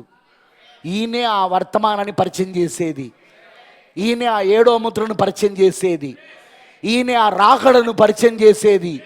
The coming of the Lord, ప్రభు రాకడను. ఆమెనంటారా? అలానే మలాకి 4వ అధ్యాయం 5-6 వచనం ప్రకారంగా విలియం బ్రెన్హామ్ ఎవరు? ఏలియా. మొదటి రాకడలో ఏలియా బాప్తిసం అని ఎలాగైతే క్రీస్తు రాకడను యూదులకు పరిచయం చేశాడో, ఇప్పుడు 2వ రాకడలో మరలా విలియం మ్యారియన్ బ్రెన్హామ్ ఏలియా 2వ రాకడలో వచ్చిన క్రీస్తును పరిచయం చేస్తున్నాడు. ఆయన 1963లో వచ్చిన క్రీస్తును ఆయన పరిచయం చేస్తా ఉన్నాడు. Glory brother. అదే ఆర్భాటం, అదే ఆర్భాటం. వర్తమానం, బయలువెడిలో ఉన్న వర్తమానం, వధువుకి జీవాహారం, వధువుకి జీవించుచున్న జీవాహారం. అదే సహోదరులను ఐక్యతలోనికి తీసుకొస్తుంది. అదే క్రీస్తు యొక్క వధువు యొక్క అదృశ్య కలయికలోనికి తీసుకొస్తుంది. నువ్వు సంఘశాఖలో చచ్చిపడి ఉన్నావు. ఈ వర్తమానంలోకి రాకమునుపు నువ్వు సంఘశాఖలో, సంస్థాగత సంఘాలలో, మానవ ఆచారాలు, సాంప్రదాయాలు, పద్ధతులు, సిద్ధాంతాలలో చచ్చిపడి ఉన్న నీవు క్రీస్తు తన మహాప్రేమ చేత, కృపచేత నిన్ను తిరిగి బ్రతికింపజేసి ఇప్పుడు పరలోకపు స్థలములలో క్రీస్తు యేసుతో పాటు కూర్చుండబెట్టాడు. ఇప్పుడు ఆయన బ్రదర్ బ్రెన్హామ్ అంటాడు, సూచన కాలము ఐక్యపరచుట అనే వర్తమానంలో, సూచన మరియు కాలం ఐక్యపరచబడుట అనే వర్తమానంలో అంటాడు, ప్రతిదీ ఐక్యతలోనికి వస్తున్నాయి. మతాలన్నీ ఐక్యతలోనికి వస్తున్నాయి, సంస్థగత సంఘాలన్నీ ఐక్యతలోనికి వస్తున్నాయి, డినామినేషన్స్ అన్నీ, ఆర్గనైజేషన్స్ అన్నీ ఐక్యతలోనికి వస్తున్నాయి, ప్రపంచంలో ఉన్న మతాలన్నీ ఐక్యతలోనికి వస్తున్నాయి. కరెక్టేనా? దేశాలన్నీ ఐక్యతలోనికి వస్తున్నాయి, రాజకీయములన్నీ ఐక్యతలోనికి వస్తున్నాయి. కరెక్టేనా? అదే సమయంలో ఇక్కడ వధువు కూడా అదృశ్యతలో ఐక్యతలోనికి వస్తుంది. దృశ్యములో కాదు, అదృశ్యములో ఆర్భాటం అనే వర్తమానము ద్వారా ఆమె ఇప్పుడు ఐక్యతలోనికి వస్తానన్నాడు ప్రాఫెట్. ఆమేన్. అందుకే ఈరోజు నువ్వు క్రీస్తుతో ఐక్యత పొందకుండా నువ్వు నీ సహోదరుతో ఐక్యత పొందుకోలేవు. ప్రకటన 10లో వచ్చిన క్రీస్తుతో ఐక్యత పొందుకోకుండా, శిరస్సుతో ఐక్యత పొందుకోకుండా శరీరం ఐక్యత పొందుకోలేదు ఒకరినొకరు. సహోదరులు ఐక్యత పొందుకోవాలంటే ముందు శిరస్సుతో ఐక్యత పొందుకోవాలి. ఆ సహోదరులు ఎవరైతున్నారో, ఆ వధువులో ఎవరైతున్నారో వాళ్ళందరూ శిరస్సుతో, వాక్యముతో ఐక్యత పొందుకోవాలా. ఆ వాక్యం ఎవరు పరిచయం చేశారు? ఆ శిరస్సును ఎవరు పరిచయం చేశారు? మలాకి 4లో చెప్పినట్టు ఏలియా. రెండవ రాకడలో వచ్చిన ఏలియా, ప్రకటన 10:7 చెప్పినట్టు 7వ దూత ఆ శిరస్సును పరిచయం చేశాడు. ఆ శిరస్సును పరిచయం చేశాడు. మత్తయి సువార్త 20వ చెప్పినట్టుగా 1వ వచనం నుండి చదివితే అక్కడ 10 మంది కన్యకలు కూర్చున్న ఉపమానములో చెప్పినట్టుగా అర్ధరాత్రి వేళ కేక, మధ్యరాత్రి వేళలో కేక. ఆయనే నా పరిచయం చేసింది, ఇదిగో పెళ్లి కుమారుడు, మీ దివిటులను శుభ్రపరచుకోనండి, మీ దివిటులను చక్కపరచుకోనండి అని పరిచయం చేసింది ఆయననేనా? అదేనా ఆర్భాటం అంటే? ప్రభు దిగొస్తున్నప్పుడు మొదటిది ఏంటిది? ఆర్భాటం. ఆర్భాటం అంటే అదేనని మనం చదివినామా పొద్దున మనము? ఆమేన్, హల్లెలూయా. రాప్చర్ అనే మెసేజ్లో చెప్పాడు ప్రవక్త ఇదంతా. నెక్స్ట్ జాగ్రత్త వినండి నేను చెప్పేది. ఇప్పుడు సహోదరులు ఐక్యత కలుగునుట ఎంత మేలు, ఎంత మనోరం అని మనకు బైబిల్ అంటుంది. ఐక్యత కలిగి నివసించుట, సహోదరులు ఐక్యత కలిగి నివసించుట. మనం నివసిస్తానం. ఇప్పుడు అమెరికాలోన వధువు వేరు, ఇండియాలోన వధువు వేరు కాదు.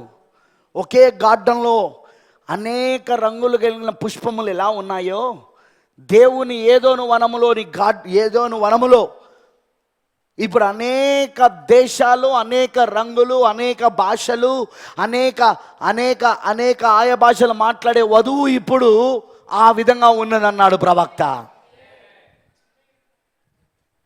అర్థం కాలేదా? ఒక గార్డెన్లో, ఒక వనములో అనేక రకములైన పుష్పాలు ఉంటాయి కదా, రంగులు కలిగిన పుష్పములు. ఒకటి ఎర్ర రంగులో ఉంటుంది, ఒకటి పసుపచ్చ రంగులో ఉంటుంది, కరెక్టేనా? ఇంకొకటి ఇంకో రంగులో ఉంటుంది, తెలుపు రంగులో ఉంటుంది. ఇలాంటి ఎన్నో రకములైన రంగులు ఉంటాయి పుష్పములలో. దేవుని ఏదోనులో కూడా ఇప్పుడు ఆయన అనేక రంగులు కలిగిన జనులను, ఆయా భాషలు మాట్లాడే వారిని, అనేక దేశాలలో అనేక రంగులు కలిగిన పుష్పములను ఈరోజు ఆయన సమకూర్చాడని ప్రవక్త చెప్పలేదా? ఆమేన్. నేను చెప్పేది మీకు అర్థమవుతున్నదా? ఆమేన్. అందుకే నల్లగా ఉన్నవని ఏమీ బాధపడకు, తెల్లగా ఉన్నవని ఏమీ గర్వపడకు. అన్ని రంగుల పుష్పాలు ఉన్నాయి అక్కడ. తెల్లగా ఉన్నవని గర్వపడకు, నల్లగా ఉన్నవని బాధపడకు. అన్ని రంగులు కలిగిన పుష్పములు ఆయన బోకేలో ఉన్నాయి. ఆయన బోకేలో, ఆయన వనములో, ఆయన గార్డెన్లో ఉన్నాయి. ఇప్పుడు అదే వధువై ఉన్నది, అది ఆమెనే పెళ్లి కుమార్తె అయి ఉన్నది. అందులోనూ భాగంగా ఉన్నందుకు సంతోషంగా లేదా? జాగ్రత్త వినండి. ఇప్పుడు ఏకత్వం దేనిలో పొందుకోవాలంట? మనమందరం విశ్వాస విషయంలోను, దేవుని కుమారుని కూర్చిన జ్ఞాన విషయంలోను ఏకత్వము పొంది. ఏంటంట? విశ్వాస విషయములోను, దేవుని కుమారుని కూర్చిన జ్ఞాన విషయంలోను ఏకత్వము పొంది సంపూర్ణ పురుషుల మగు వరకు, అంటే పరిపూర్ణ మానవ స్వరూపం, స్టాచర్ ఆఫ్ ఏ పర్ఫెక్ట్ మ్యాన్. సంపూర్ణమైన పురుషుల మగు వరకు అంటే పరిపూర్ణమైన మానవ స్వరూపముగా మారు వరకు, అనగా క్రీస్తునకు కలిగిన సంపూర్ణతకు సమానమైన సంపూర్ణత కలవారమగు వరకు. క్రీస్తుకి ఎలాంటి సంపూర్ణత ఉందో అదే సంపూర్ణత ఈరోజు ఈ వధువుకు ఉండాలి. కొంచెం కూడా తేడా రావడానికి వీల్లేదు. క్రీస్తుకు ఎలాంటి సంపూర్ణత ఉన్నదో అదే సంపూర్ణత, అదే పరిపూర్ణత ఈ వధువు కూడా ఉండాలి.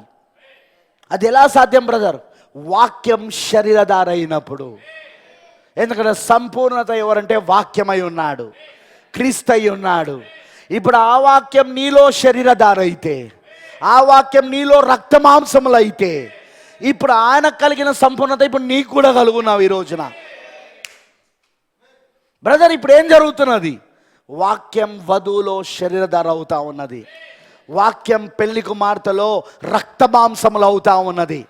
వాక్యం పెళ్లి కుమార్తెలో రక్తమాంసములుగా శరీరముగా మారిపోతా ఉన్నది. అందుకే ఇప్పుడు ఆమె ఆయనగా మారిపోతున్నాడు. ఇప్పుడు ఆమె ఆయనగా మారిపోతా ఉన్నది. 63లో ఆయన ఆమెగా మారాడు. ఆమేన్. ఆ 7 దూతల ఒక ఫోటో గుర్తుంది కదా మీకు? ఆ 7 దూతలు ఎవరు? వధువులోని 7 సంఘకాలలో ఉన్న పెళ్లి కుమార్తెకు వాళ్ళు ప్రాతినిధ్యం వహిస్తూ ఉన్నారు. వాళ్ళు అర్థమైన వాళ్ళందరూ ఆమె చెప్పండి. వధువుకి ప్రాతినిధ్యం వహిస్తూ ఉన్నారు వాళ్ళు. ఆ 7 దూతలు, ఆ 7 నక్షత్రాలు, ఆ 7 వర్తమానికులు ఆమెనంటారా? అవి దేవుని 7 ఆత్మలై ఉన్నారు. వాళ్ళు దేవుని 7 ఆత్మలుగా ఉన్నారు. వాళ్ళు ఏమాన్ ఏమాన్ ఏమాన్ 7 వర్తమానికులుగా ఉన్నారు. వాళ్ళు దేవుని 7 ఆత్మ యొక్క ప్రత్యక్షతలవి. దేవుని 7 ఆత్మల యొక్క ప్రత్యక్షతలవి. ఆమేన్. ఆయన ఇప్పుడు ఏ రూపంలో వచ్చాడు? దేవుని 7 ఆత్మల యొక్క ప్రత్యక్షత రూపంలో వచ్చాడు ఆయన. ఆ 7 వర్తమానికుల రూపంలో వచ్చాడు. ఆ 7 వర్తమానికులు ఎవరు? 7 సంఘకాలలోనూ వధువుకి ప్రాతినిధ్యం వహిస్తూ ఉన్నారు. అంటే ఆయన వధువు రూపంలో వచ్చాడు. క్రీస్తు ఇప్పుడు వధువు రూపంలో వచ్చాడు. ఎందుకు? ఇప్పుడు వధువుని క్రీస్తు రూపంలోనికి మార్చడానికి. ఆయన ఆమెగా వచ్చాడు, ఆయన ఆమెలో వచ్చాడు. ఎందుకు? ఇప్పుడు ఆమెను ఆయనగా మార్చడానికి. ఇప్పుడు అదే వాక్యం మనలో సంపూర్ణతను తీసుకొస్తుంది. అదే వాక్యం మనలో శరధార అవడం ద్వారా, వాక్యం మనలో రక్త మాంసములు అవడం ద్వారా. ఆమేన్ ఆమేన్ ఆమేన్. ఇప్పుడు అది మనల్ని సంపూర్ణతలోనికి తీసుకొస్తా ఉన్నది. ఎలాంటి సంపూర్ణత? క్రీస్తు ఎంత సంపూర్ణుడుగా ఉన్నాడో ఇప్పుడు ఆయన వధువు కూడా అంతే సంపూర్ణతలో ఉన్నది. ఇప్పుడు ఆమె క్రీస్తుకు కలిగిన సంపూర్ణతకు సమానమైన సంపూర్ణత కలవారమగు వరకు ఆయన ఇలాగూ నియమించెను. పరిశుద్ధులు సంపూర్ణగునట్లు క్రీస్తు శరీరం అంటే సంఘం, అంటే మనం.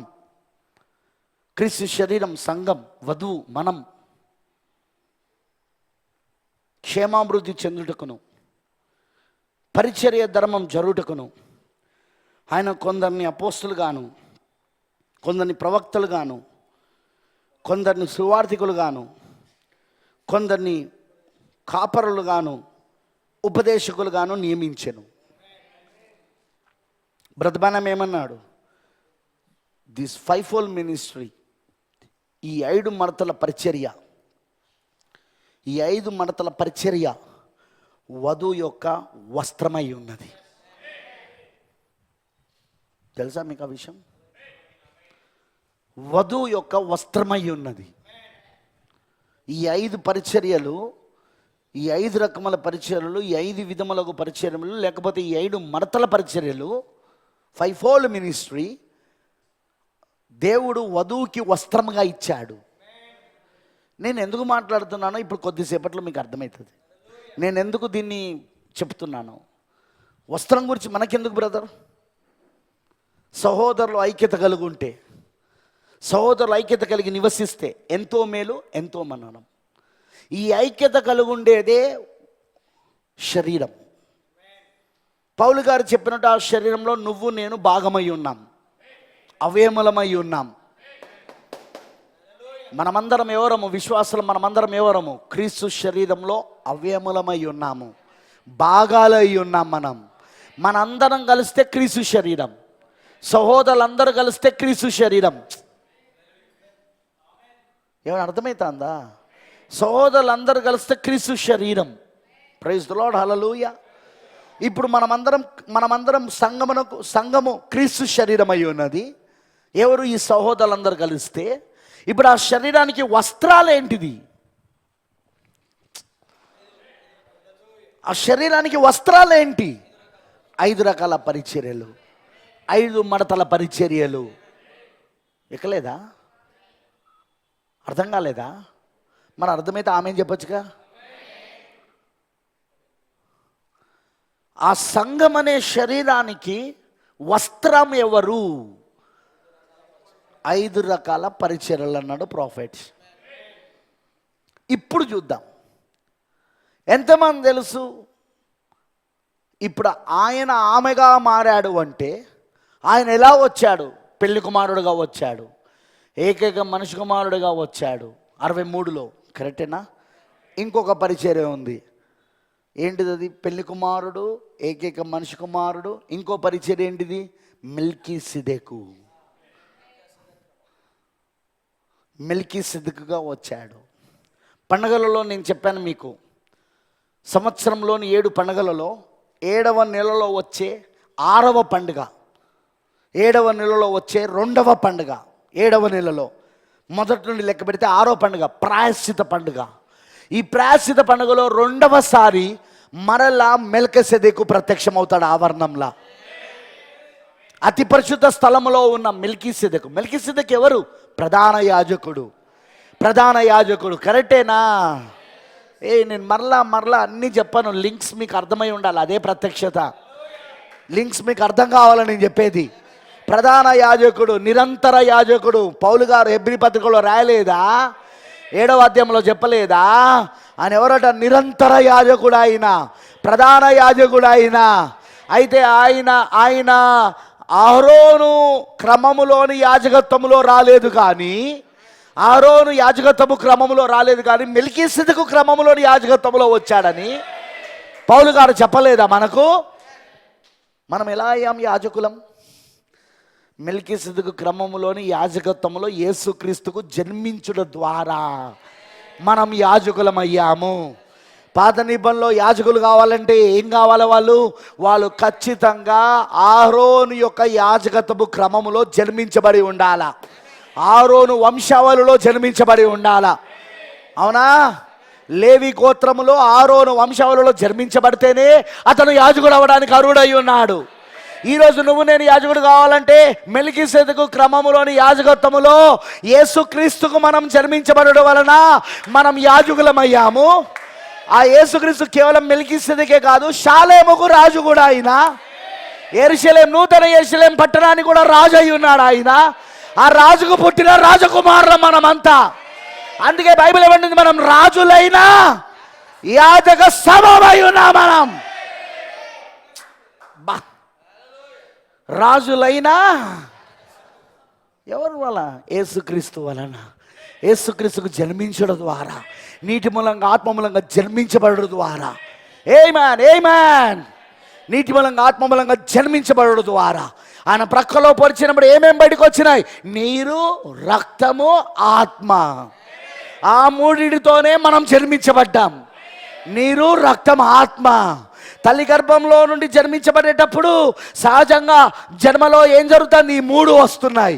నీరు వస్తుంది, రక్తం వస్తుంది, ఆత్మ వస్తుంది. అదేవిధంగా మనం ఇప్పుడు ఆత్మ సంబంధమైన జన్మలో కూడా నీరు, రక్తము, ఆత్మ. కానీ ఈసారి మనకు జన్మనిస్తున్నది ఎవరు? తల్లి కాదు. ఈసారి మనకు జన్మనిస్తున్నది స్త్రీ కాదు.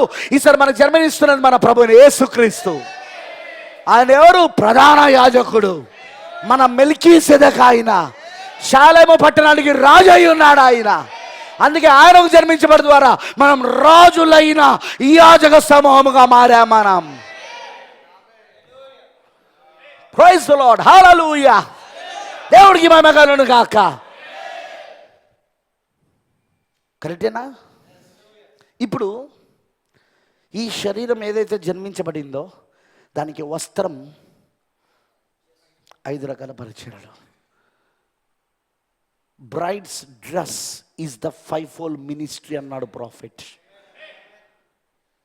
అందుకే 5-fold మినిస్ట్రీ లేకపోతే బ్రైడ్కి అసలు డ్రెస్సే లేదు. కొంతమంది ఏం చేస్తున్నారో తెలుసా? విలియం బ్రెన్హామ్ గారు టేపులు వేసుకొని, విలియం బ్రెన్హామే మా ప్రవక్త, విలియం బ్రెన్హామే మా పాస్టర్, విలియం బ్రెన్హామే మా సువార్థికుడు, విలియం బ్రెన్హామే మా ఉపదేశకుడు, అపోస్తులుడు, కాపరి, అంతా విలియం బ్రెన్హామే. బ్రదర్, విలియం బ్రెన్హామ్లో ఆ 5 పరిచర్యలు జరిగినాయి. అందులో ఏ తేడా లేదు.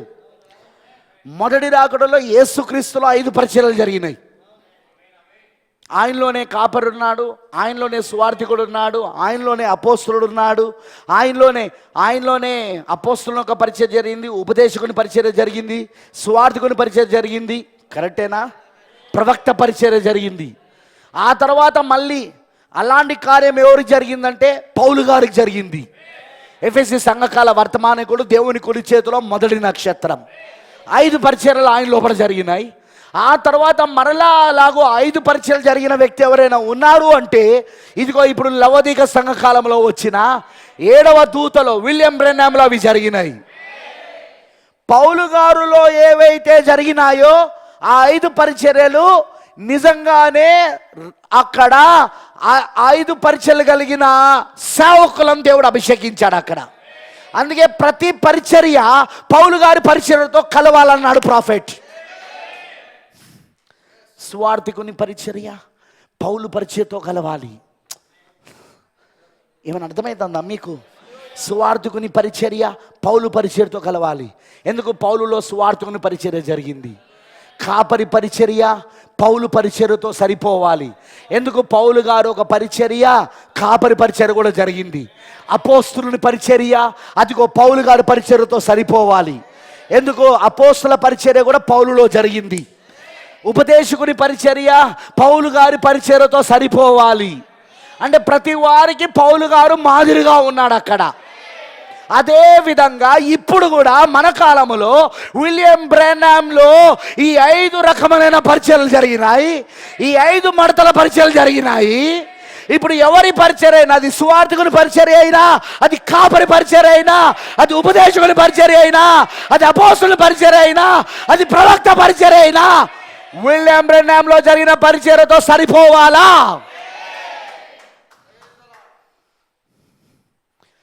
అంతేగాని కంప్లీట్గా 5 రకాల పరిచర్యలు విలియం బ్రెన్హామ్లో జరిగింది కాబట్టి ఇక ఆయనే మాకు స్వార్థికుడు, కాపరి, ఉపదేశకుడు, అపోస్తులు, ప్రవక్త అన్నవనుకో దయ్యం నిన్ను మోసం చేసింది రోయ్. ఆదివారం రోజున టేపులు వేసినావనుకో ఇంటి దగ్గర కూర్చొని టేపులు వినడం. చర్చిలో వేస్తున్నారు టేపులు. ఇప్పుడు మన హైదరాబాద్లో ఉన్నాయి ఆ సంఘాలు. నాకు తెలిసిన ఒక సంఘం టేపులు వేస్తాయి. నేను చెప్పను, పేరు చెప్పను నేను. ఆదివారం వచ్చి అయితే నా క్వశ్చన్, ప్రభురాజు భోజనం ఎవరు ఇవ్వాలి ఇప్పుడు నీకు? టేపులు ఇవ్వాలి కదా? ఎందుకంటే నీ కాపర్ ఎవరు? విలియం బ్రెన్హామ్ కదా. అదే వస్తానా. నీకు బాప్తిజం ఎవరు ఇవ్వాలి? టేప్ వచ్చి ఇవ్వాలి, లేదా విలియం బ్రెన్హామ్ గారు వచ్చి ఇవ్వాలి. ఆ టేపులో ఆ స్వరం విలియం బ్రెన్హామ్ గారిది. ఆయన వచ్చి నీకు బాప్తిజం ఇవ్వాలి, ఆయన వచ్చి నీకు ప్రభురాజు భోజనం ఇవ్వాలి. నీ దశమ భాగాలు ఎవరికి ఇవ్వాలి ఇప్పుడు? నువ్వు టేప్కి ఇవ్వాలి. కానీ ఈ కాపర్లు ఎంత దొంగలంటే ఏ మెసేజ్ ప్రిపేర్ కావాల్సిన అవసరం లేదు, ఏది బోధించాల్సిన అవసరం లేదు, భారం ఏమీ లేదు. ఇప్పుడు ఆత్మల గురించి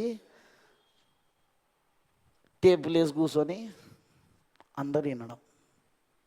కాపరి, సంఘ పెద్దలు, ట్రస్టీలు, చర్చ్ అంతా కూర్చొని టేపులు వేసుకొని వినడం.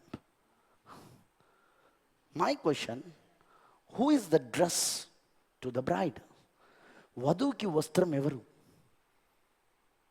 విలియం బ్రెన్హామా లేక 5 రకాల పరిచర్యలా?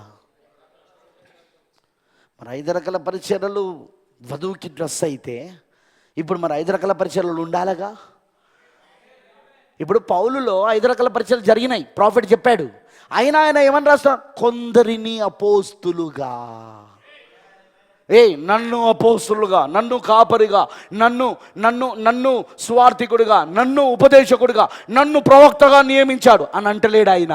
కొందరిని అపోస్తులుగా, కొందరిని కాపరులుగా, కొందరిని. విలియం బ్రెన్హామ్ కూడా అదే మాట చెప్పాడా? పౌలు గారు బోధించిందే నేను బోధించాను అన్నాడా? పౌలు గారు చెప్పిందే నేను చెప్పానని అన్నాడా? చెప్పండి నాకు. మరి పౌలు గారు కొందరిని దేవుడు అపోస్తులుగా నియమించాడు, కొందరిని కాపరులుగా, కొందరిని ఉపదేశకులుగా, కొందరిని సువార్థికులుగా, కొందరిని ప్రవక్తలుగా ఆయన నియమించాడని చెప్పినప్పుడు ఇప్పుడు ఆ కొందరెవరు?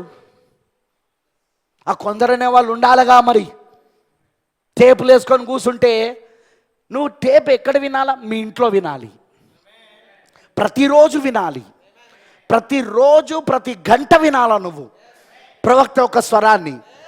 కానీ ఆరాధన దగ్గరికి వచ్చినప్పుడు దేవుడికి ఒక కాపరిని పెట్టాడు, దేవుడికి ఒక స్వార్థికుని పెట్టాడు, దేవుడికి ఒక అపోస్తులను పెట్టాడు, దేవుడికి ఒక ఉపదేశకుని పెట్టాడు.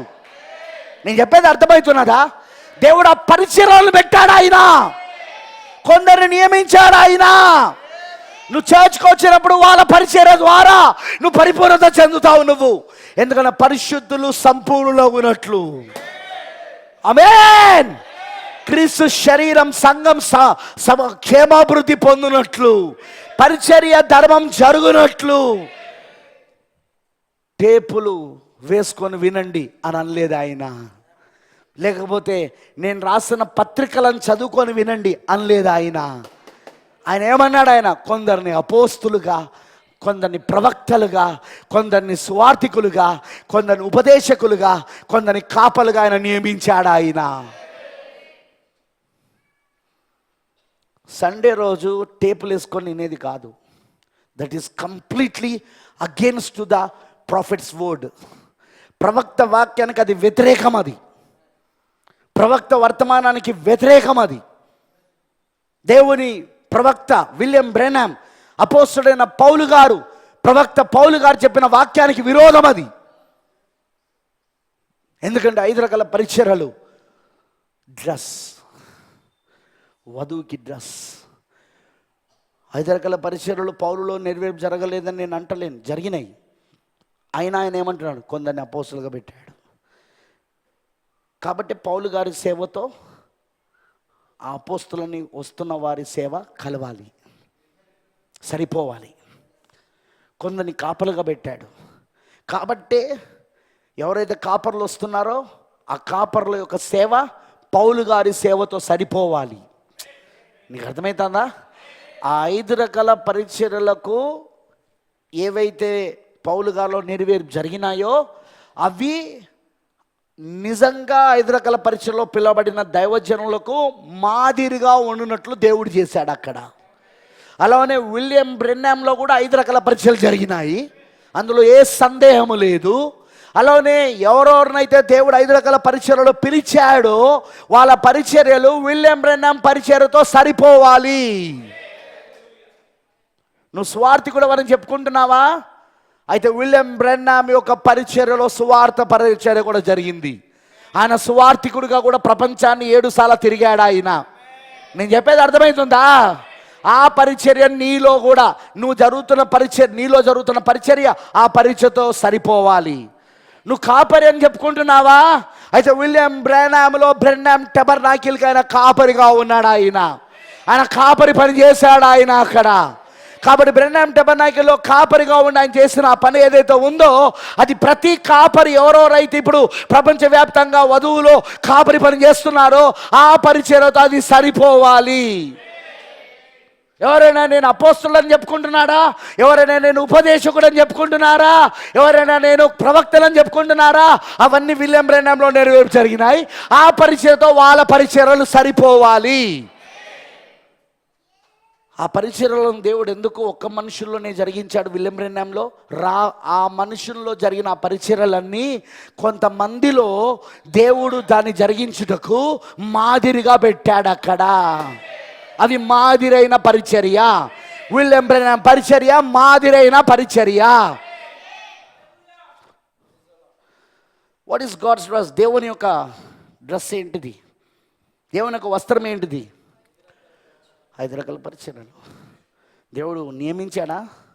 కొందరిని వధువు కోసం నియమించాడా? పరిశుద్ధులు సంపూర్ణులగునట్లు, క్రీస్తు శరీరము క్షేమాభివృద్ధి కలుగుటకు మరియు పరిచర్య ధర్మము జరుగుటకు దేవుడు కొందరిని అపోస్తులుగా, ప్రవక్తలుగా, అలానే ఉపదేశకులుగా, కాపలుగా, సువార్థికులుగా నియమించాడా ఆయన? మరి ఇప్పుడు ఆ 5 విధములైన పరిచర్య, ఆ 5 విధములైన పరిచర్య లేకుండా ఒక వ్యక్తి ఎత్తబడతాడా? టేపులు వేసుకుంటే ఎత్తబడతాడా? టేపులు ఎందుకు వినాలి? అందులో చెప్పబడింది సంఘంలో జరుగుతుందో లేదో చూడడానికి. అందులో చెప్పబడినది మాదిరిగా ఏదైతే పెట్టబడిందో అది నిజంగా సువార్థికుల్లో జరుగుతుందా, లేకపోతే కాపర్లో జరుగుతున్నదా, అపోస్తుల్లో జరుగుతున్నదా, ఉపదేశకుల్లో జరుగుతున్నదా, ప్రవక్తలో జరుగుతుందా అని చూడడానికి. మరి అందులో అది మాదిరిగా దేవుడు పెట్టాడు అక్కడ. నేను అనేది మీకు అర్థమవుతుందా? అది మాదిరిగా 5 రకాల పరిచయలు ఆయనలో పెట్టాడు ఇప్పుడు అవి. అందుకే ఈ పరిచర్యలన్నీ ఆ మాదిరైన పరిచర్యకు సరిపోవాలి. అందుకు నువ్వు టేపులు వినాలి, అందుకు నువ్వు ఒరిజినల్ వాయిస్ వినాలి. అప్పుడు నువ్వు మోసపోకుండా ఉంటావు. అంతేగాని సండే రోజే టేపులు వేసుకొని వినడం కాదు. విలియం బ్రెన్హామ్ గారి పరిచర్యను పక్కబెట్టి టేపులు వేసుకొని వినడం, 5 రకాల పరిచర్యలను పక్కకు పెట్టి సంఘానికి వెళ్ళకుండా ఇంట్లో టేపులు వేసుకోవడం కాదు. Wrong wrong wrong wrong wrong. It's wrong spirit. నువ్వు ఇంట్లో విను, ఆదివారం కాదు, మిగతా సమయాలలో. నువ్వు ఆరాధనకు వారంలో 3 రోజులు కూడుకుంటావు చర్చిలో. ఆ 3 రోజులలో దేవుడు అక్కడ సువార్థికున్నో, కాపర్నో, ఉపదేశకున్నో, ఎవరో ఒక 5 రకాల పరిచయలలో ఉన్న వాళ్ళని వాడుకుంటా ఉంటాడు ఇప్పుడు అక్కడ ఆయన. అది నువ్వు వినాలి, నేర్చుకోవాలి. దాని ద్వారా నువ్వు పరిపూర్ణతలోనికి వస్తావు, పరిశుద్ధులు సంపూర్ణులు అవుతారు, పరిచర్య ధర్మం జరుగుతా ఉన్నది దాని ద్వారా. నేను చెప్పేది అర్థమైందా మీ అందరికీ? ఆమెనంటారా? నువ్వు టేపులు వినాల్సింది ఇంట్లో వినాలి. టేపులు ఇంట్లో వంట చేసుకుంటే టేపులు విను, బట్టలు ఉతుకుంటే టేపులు విను, ఇల్లు కడుక్కుంటే టేపులు విను. వింటున్నారా? ఆ ప్రవక్త స్వరం వింటా ఉండు. అక్కడ ఇంట్లో కూర్చొని సమయమును వెచ్చించుకొని టేపులు విను. ఆమెనంటారా? ప్రెస్ అండ్ ప్లే అనేది ఇంట్లో జరగాల, సంఘంలో కాదు. ప్రెస్ అండ్ ప్లే అనేది ఇంట్లో జరగాల, సంఘంలో కాదు. వింటున్నారా? చర్చిలో ఎవరుండాలి? డ్రెస్. 5 రకాల పరిచర్యలు డ్రెస్. వధువుకి 5 రకాల పరిచర్యలు డ్రెస్. ఎందుకు వస్త్రం గురించి మాట్లాడుతున్నా? ఎందుకంటే ఇప్పుడు ఆయన, జాగ్రత్త వినండి, ఇప్పుడు ఆయన ఏకైక మనిషి కుమారుడిగా వచ్చాడు. 1963లో ప్రకటన 10:1 ప్రకారం దేవుని కుమారుడిగా, ఏకైక మనిషి కుమారుడిగా, పెళ్లి కుమారుడిగా వచ్చాడు. అంతేకాదు ఇప్పుడు ఆయన మెల్కీసెదెకుగా కూడా వచ్చాడు. ఎందుకంటే మనం ఇప్పుడు ప్రాయశ్చిత్త పండుగలో ఉన్నాం. మనం బూరల పండుగలో మనం పిలువబడ్డాం, 7వ దూత బూర కింద. మనమందరం క్రీస్తులో సమకూర్చబడ్డాం, మనమందరం అపోస్తల బోధలో సమకూర్చబడ్డాం 7వ దూత బూర కింద, బూరల పండుగలో. ఇప్పుడు ఇక్కడికి వచ్చిన తర్వాత ప్రాయశ్చిత్త పండుగ. కానీ ప్రాయశ్చిత్త పండుగలో ఏం జరుగుతుంది? ఖచ్చితంగా 2వసారి ప్రధాన యాజకుడు ప్రత్యక్షం కావాలి. ఆవరణమును శుద్ధి చేయడానికి 2వసారి ప్రధాన యాజకుడు ప్రత్యక్షము కావాలి. కావాలా లేదా? అందుకే 1963లో ఆయన మళ్ళా ఏకైక మనిషి కుమారుడిగా వచ్చిన ఇప్పుడు ఆయనే మెల్కీసెదెకు ప్రవక్త పిలిచాడు. ఈ మెల్కీసెదెకు ఎవరు? Who is this Melchizedek? 63లో వచ్చిన ఈ మెల్కీసెదెకు ఎవరు? ప్రాయశ్చిత పండుగ మెల్కీసెదెకు. నెక్స్ట్ గుడారాల పండుగ. గుడారాల పండుగలో ఏం జరుగుతుంది? తాత్కాలికమైన గుడారాలు తీసివేయబడి శాశ్వత గుడారములోనికి మనం వెళ్ళబోతున్నాం. వాళ్ళు 7 రోజులు తాత్కాలికమైన గుడారంలో జీవించి 8వ రోజున వాళ్ళు శాశ్వతమైన గుడారంలోకి వెళ్తారు. గుడారాల పండుగల, పర్ణశాలల పండుగల. కరెక్టేనా కాదా? మనం కూడా ఇప్పుడు ఈ తాత్కాలికమైన గుడారంలో నుండి తీసివేయబడి శాశ్వతమైన థియోఫెనులోకి మనం వెళ్ళబోతున్నాం. మనం శాశ్వతమైన గుడారములలోనికి మనం వెళ్ళబోతున్నాం. మన శరీర మార్పును మనం పొందుకొని అదిగో ఆయనతో పాటు 1000 ఏళ్ళు పరిపాలన చేయబోతా ఉన్నాం మనం. ఇవన్నీ మీకు అర్థం కావాలని నేను చెప్తున్నా నేను. కానీ ఇక్కడ మనకు మెయిన్ ఇంపార్టెంట్ పాయింట్ డ్రెస్. ఇప్పుడు ఈ డ్రెస్ ఏదైతే ఉందో బాగా వినండి. 5 రకాల పరిచర్యలు మీకు తెలుసా? అది మెల్కీసెదెకు డ్రెస్ అని. పాయింట్ వినండి ఇక్కడ. మీకు తెలుసా అది మెల్కీసెదెకు డ్రెస్ అని? అవును. ఆయన ఎలా వచ్చాడు? ఆయన మెల్కీసెదెకుగా వచ్చాడు. 63లో ఎలా వచ్చాడు ఆయన? ప్రకటన 10:1 వచ్చిన ప్రకారంగా మెల్కీసెదెకుగా, ప్రధాన యాజకుడిగా. కరెక్టేనా? ఇప్పుడు ప్రధాన యాజకుడిగా మెల్కీసెదెకుగా ఎవరి రూపంలో వచ్చాడు? వధువు రూపంలో. అంటే ఇప్పుడు వధువు రూపంలో క్రీస్తు మెల్కీసెదెకుగా ప్రధాన యాజకుడుగా వస్తే ఇప్పుడు ఆయన వస్త్రం ఏమై ఉంటుంది? అది 5 రకాల పరిచయల వస్త్రము. అది మెల్కీసెదెకు వస్త్రం, ప్రధాన యాజకుని వస్త్రం. అది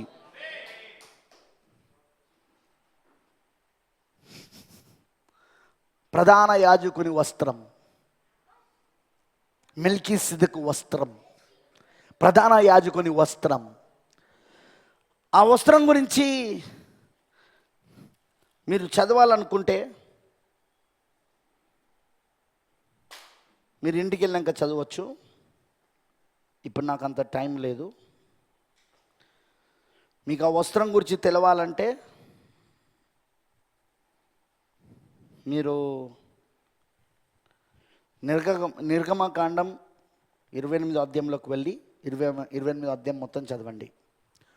ఒక ప్రధాన యాజకుని వస్త్రము ఏ విధంగా తయారు చేయబడుతుందో మోషేకు దేవుడు ఆజ్ఞాపించింది. మీరు అక్కడ చదవచ్చు. ఛాతి భాగంలో ఏఫోదు ఉంటుంది. 12 గోత్రకర్తలు, పాత నిబంధనలోని 12 గోత్రకర్తలు, వాళ్ళు ఎవరు? 12 యాకోబు కుమారులు, 12 ఆ గోత్రకర్తలు ఒక జన్మపు రాళ్ళు ఆ ప్లేట్లో, ఛాతి భాగములో, రొమ్ము భాగములో ఉన్న ప్లేట్లో వాళ్ళ జన్మపురాలు పొదిగించబడుట. అంతేకాదు ఆ వస్త్రము అంచుల వరకు వెళ్తే అక్కడ దానిమ్మతో తయారు చేసిన గంటలు, బంగారముతో తయారు చేసిన గంటలు అవి ఉంటాయి. ఆ వస్త్ర వివరణ అంతా మీరు ఇంటికి వెళ్ళాక చదువుకోండి, మనకు టైం లేదు. నిర్గమకాండం 28వ అధ్యాయంలో ఉంది. అలానే నిర్గమకాండం 39వ అధ్యాయంలో కూడా ఉంది. ఆ వస్త్రం సాధారణమైన వస్త్రం కాదు, దాంట్లో అల్లిక పనులు ఉంటాయి. దాంట్లో నీల ధూమ్ర రక్తవర్ణము గలైన పేనిన నూలుతో దానిమ్మ పనులను చేసి ఉంటారు అక్కడ. So it is completely designed by God. దేవుని చేత అది డిజైన్ చేయబడింది. ప్రధాన యాజకుడు సంవత్సరానికి ఒకసారి అతి పరిశుద్ధ స్థలానికి వెళ్ళే ముందు తప్పకుండా తను ఈ వస్త్రం వేసుకొని వెళ్ళాలి. సాధారణమైన వస్త్రాలలో వెళ్ళడానికి వీల్లేదు, ఈ వస్త్రం వేసుకోవాలి. అమనంటారా? మరియు మీరు జాగ్రత్తగా గమనిస్తే ఈ వస్త్రమును గురించి మీకు బైబిల్లో నిర్గమకాండములో 28వ అధ్యాయంలో 39వ అధ్యాయంలో కనబడుతున్నది. ఆ తర్వాత మనకు ఈ వస్త్రమును గురించి మాట్లాడుతూ ఈ వస్త్రము ధరించుకున్నప్పుడు ఖచ్చితంగా అతను సుగంధ సంభారములతో అతను వస్త్రాలు అభిషేకించబడాలి. ఎందుకంటే మనం 133వ కీర్తనలో ఏం చూసాం? చదువుతారా? 133వ కీర్తన చదువుతారా? అక్కడ ఏం చూసాం మనం? సహోదరులు ఐక్యత కలిగి నివసించుట ఎంత మేలు, ఎంత మనోరం. తర్వాత నెక్స్ట్ ఏంటిది? ఏంటిది? తల మీద పోయబడిన అహరోను గడ్డము మీదుగా కారి ఏంది మొత్తం అంగి పైనుండి కింది వరకు ఉన్న ప్రధాన యాజకుని వస్త్రం. ఆరోను వేసుకున్నది ఏం వస్త్రం? అది ప్రధాన యాజకుని వస్త్రం. అది ఆ ప్రధాన యాజకుని వస్త్రం అంగి మొత్తం అంచుల వరకు దిగజారిన పరిమళ తైలము వలె ఉండును. ఇప్పుడు నేను అడిగే ప్రశ్న జాగ్రత్త వినండి. శిరస్సు ఎవరు? క్రీస్తు ఉన్నాడు. మరి అంగి ఎవరు? వస్త్రం ఎవరు? 5 రకాల పరిచర్యలు అయి ఉన్నవి. అంటే 5 రకాల పరిచర్యల గల వారికి అభిషేకం. ఎందుకంటే ఇదేంటిది? ఇది అభిషేక తైలం. ఇది ఏం తైలము? అక్కడ మనకు చెప్పబడుతున్నది అభిషేక తైలం. అది ఎక్కడి నుండి మొదలవుతుంది? అది శిరస్సు మొదలుకొని తల మీద, శిరస్సు, మేధస్సు, శిరస్సు, తల, మేధస్సు అక్కడ నుండి మొదలవుతుంది అభిషేకం. శిరస్సు మొదలుకొని గడ్డం కూడా ముఖములో భాగమే. అందుకే ప్రొఫెట్ అంటాడు, ఆయన ముఖమును చూసారా? ఆయన అందులో ఆయన కళ్ళు, ఆయన నోరు, ఆయన గడ్డం మీరు చూడగలుగుతున్నారా? ఈ పర్వతం మీద ఆకర్షణ ఏమిటనే వర్తమానంలో చెప్తాడు. What is the attraction on that mountain? ఆ పర్వతం మీద ఆకర్షణ ఏమిటి అనే వర్తమానంలో చెప్తాడు ఆ మాట. ఆయన కళ్ళు చూడగలుగుతున్నారా మీరు? ఆయన ముక్కును, ఆయన నోరును, ఆయన గడ్డమును. ఇప్పుడు అభిషేకం ఎక్కడి నుండి వస్తున్నది? ఇప్పుడు పరిమళ తైలం ఎక్కడి నుండి వస్తున్నది? ఇప్పుడు సుగంధ ద్రవ్యం ఎక్కడి నుండి వస్తూ ఉన్నది? శిరస్సులో నుండి వస్తూ ఉన్నది. వచ్చి ఎవరిపైన పడతా ఉన్నది? అంగీ పైన పడతా ఉన్నది. ఇంతకు శరీరానికి అంగీ ఎవరు? 5 రకాల పరిచర్యలు.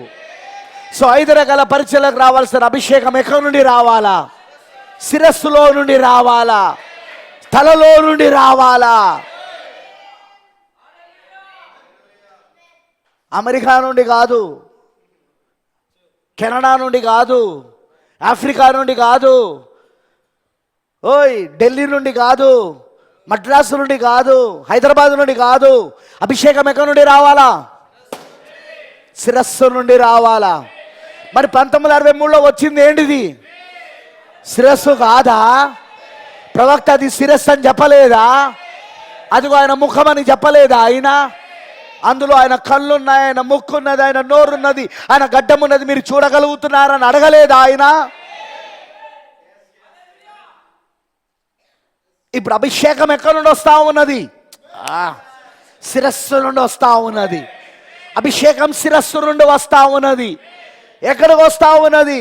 అంగీలోనికి. అంగి ఎవరు? ఇప్పుడు 5 రకాల పరిచర్యలు. ఇప్పుడు 5 రకాల పరిచర్యలకు ఏ అభిషేకం రావాలి? శిరస్సులో నుండి వచ్చిన అభిషేకం. ఆ పరిచర్య ఎవరిలో జరిగింది? విలియం బ్రెన్హామ్లో జరిగింది. శిరస్సు పరిచర్య విలియం బ్రెన్హామ్లో జరిగిందా? ఏకైక మనిషి కుమారుని పరిచర్య శిరస్సు పరిచర్య, పెళ్లి కుమారుని పరిచర్య. ఓ హల్లెలూయా! ఆ మెల్కీసెదెకు పరిచర్య విలియం బ్రెన్హామ్లో జరగలేదా? అందుకే ఆ విలియం బ్రెన్హామ్ చెప్పిన వర్తమానంలో ఇప్పుడు ఆ అభిషేకం ఉన్నది.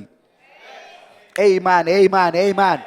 విలియం బ్రెన్హామ్ గారు చెప్పిన వర్తమానము, ఆ టేపులలో అభిషేకం ఉన్నది.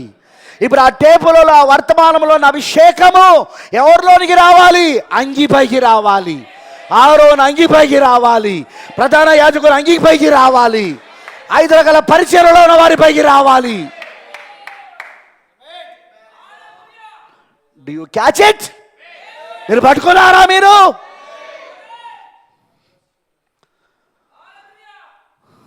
తైలం, అభిషేక తైలం చదువుదామా? కొంచెం టైం ఉంది, చదువుదాం.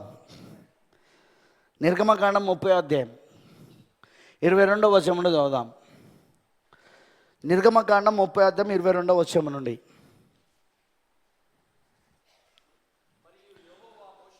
మరి యెహోవా మోషేతో ఇట్లా, నేను నువ్వు ముఖ్యమైన సుగంధ సంభారములలో పరిశుద్ధ స్థల సంబంధమైన తులము చొప్పున అచ్చమైన గోపరసము 500 తులములను, సుగంధములు గల లవంగ పట్టి సగము అనగా 280 తులముల ఎత్తును, నిమ్మగడ్డి నూనె 280 తులముల ఎత్తును, లవంగి పట్ట 500 తులములను, ఒలివ నూనె సంభారమును 3 పళ్ళును తీసుకొని వాటిని ప్రతిష్ఠా అభిషేక తైలము అనగా సుగంధ ద్రవ్య మేలకొని పని అయిన పరిమళ సంభారముగా చేయవలెను. అది ప్రతిష్ఠిత అభిషేక తైలమగును. తైలం ఎట్లా తయారవుతుందో అర్థమైందిగా. ఇందులో ఏమేమి మెటీరియల్ ఉందో అర్థమైందా మీకు? ఇందులో ఏమేమి మెటీరియల్ అర్థమైందా మీకు? గోపరసం ఉందట, సుగంధము గల లవంగి పట్టె ఉన్నదట, అదేవిధంగా నిమ్మగడ్డి నూనె ఉన్నదట, అదేవిధంగా లవంగి పట్ట 500 తులములను, ఒలివ నూనె, ఇవన్నీ కలిపితే అది కూడా లెక్క చొప్పున చేయాలా. అదంతా కలిపితే అది ఏంటిది? అది ప్రతిష్ఠిత తైలం, అది అభిషేక తైలం. అది ఆమెనంటారా? అది అభిషేక తైలం. ఆమెనంటారా? అర్థమైన అందరూ ఆమె చెప్పండి. అందుకే మరలా వాటిని 25వ వచనంలో వాటిని ప్రతిష్ఠిత అభిషేకం తైలము అనగా అనగా సుగంధ ద్రవ్యం మేలుకొని పని అయిన పరిమళ సంభారముగా చేయవలను, అది ప్రతిష్ఠిత అభిషేక తైలమగును. ఆ తైలముతో వినండి, ఇప్పుడు ఈ అభిషేకం ఎక్కడెక్కడ ఉంటుందో మీరు వినండి. బాబా అసలు ఇది ఒక బోర్డు పైన గీసి చూపిస్తూ ఉంటే అద్భుతంగా ఉంటుంది. ఈ అభిషేక తైలం ఎక్కడెక్కడ ఉంటుందో చూడండి, ఎక్కడెక్కడ దేవుడు పెట్టమన్నాడో చూడండి. ఈ తైలముతో నువ్వు సాక్ష్యపు గుడారమును, tabernacle. Who is the tabernacle? Who is the tabernacle? ఎవరు ఆ మందిరం? ఈరోజు వధువేనా? ఆ టెబర్నాకిల్ ఈరోజు వధువేనా? సో ఇప్పుడు ఆ అభిషేక తైలం ఇప్పుడు ఎవరికి పెడుతున్నాడు? ఇప్పుడు ఆయన వధువుకు పెడుతున్నాడా లేదా? అంటే శిరస్సుపై నుండి వచ్చిన అదే అభిషేకము 5 రకాల పరిచర్యలకు వచ్చినప్పుడు 5 రకాల పరిచర్యలకు వచ్చిన అదే అభిషేక తైలము ఇప్పుడు మందిరంలోకి వస్తూ ఉన్నది. వండర్ఫుల్. కానీ వచ్చే విధానం చూడండి, ఎక్కడి నుండి వస్తుంది? శిరస్సు నుండి. శిరస్సు పరిచర్య ఎవరిలో జరిగింది? విలియం బ్రెన్హామ్లో జరిగింది. అందుకే విలియం బ్రెన్హామ్ యొక్క వర్తమానంలో అభిషేక తైలమై ఉన్నది, అది ప్రతిష్ఠిత తైలమై ఉన్నది, అది అభిషేక తైలం ప్రతిష్ఠిత తైలమై ఉన్నది. అది ఇప్పుడు ఆ అభిషేకం, ఆ తైలం వింటున్నారా? అది ముందు అంగీలపైకి వస్తా ఉన్నది 5 రకాల పరిచర్య. అక్కడ నుండి ఎక్కడికి వెళ్తా ఉన్నది? అది మందిరంలోనికి వెళ్తా ఉన్నది. దేన్ని ప్రతిష్ఠించమంటున్నాడో చూడండి మీరు. ఆ తైలముతో నీవు సాక్ష్యపు గుడారమును, సాక్ష్యపు మందసమును, బల్లను, దాని ఉపకరణములన్నిటినీ, ఇవన్నీ పరిశుద్ధ స్థలంలో ఉండేవి, కరెక్టేనా? రొట్టెల బల్ల, దాని ఉపకరణములన్నిటినీ, దీపవృక్షమును, దాని ఉపకరణములను, ధూపవేదికను, దహన బలిపీఠమును, దాని ఉపకరణములన్నిటినీ, గంగాళమును, దాని పీటను అభిషేకించి అవి అతి పరిశుద్ధమైనవిగా ఉండునట్లు వాటిని ప్రతిష్ఠించవలెను. వాటిని తగులు ప్రతి వస్తువు ప్రతిష్ఠితమగును. మరి అహరోనును అతని కుమారులను నాకు యాజకులై ఉండునట్లు నువ్వు వారిని అభిషేకించి ప్రతిష్ఠించవలెను. ఏ ప్రతిష్ఠిత తైలముగా, అభిషేక తైలముగా వస్తువులపైన ఉపయోగపడుతున్నదో, సేవా పాత్రలపైన, ఇప్పుడు అదే అభిషేకం ఇప్పుడు అహరోను అతని కుమారులపైన కూడా పనిచేస్తూ ఉన్నది. కరెక్టేనా? అహరోను అతని కుమారులను నాకు యాజకులై ఉండినట్లు నువ్వు వారిని అభిషేకించి ప్రతిష్ఠింపవలెను. మరియు నువ్వు ఇశ్రాయేలుతో ఇది మీ తరతరములకు నాకు ప్రతిష్ఠిత అభిషేక తైలమై ఉండవలెను. ఆమెనంటారా? ఆమెనంటారా? ఇంటికి వెళ్ళిన తర్వాత అవన్నీ ఇంకా మిగతాదంతా చదువుకోనండి. But this is just important thing. అభిషేక తైలం, ప్రతిష్ఠిత తైలం, అది శిరస్సు నుండి మొదలవుతున్నది. 133వ కీర్తనలో అది అంగీలకు వస్తున్నది. అది మందిరంలో ఉన్న ప్రతి దానిని అభిషేకిస్తున్నది, ప్రతి వస్తువును అభిషేకిస్తూ ఉన్నది. ఆ మందిరంలో ఉన్న ప్రతి వస్తువుకు అర్థం ఉన్నదా? సరే, పరిశుద్ధ స్థలంలో ఉన్న 7 దీపస్తంభాలు దేనికి సాదృశ్యం? గట్టిగా చెప్పండి. 7 సంఘకాలాల్లో కాదా?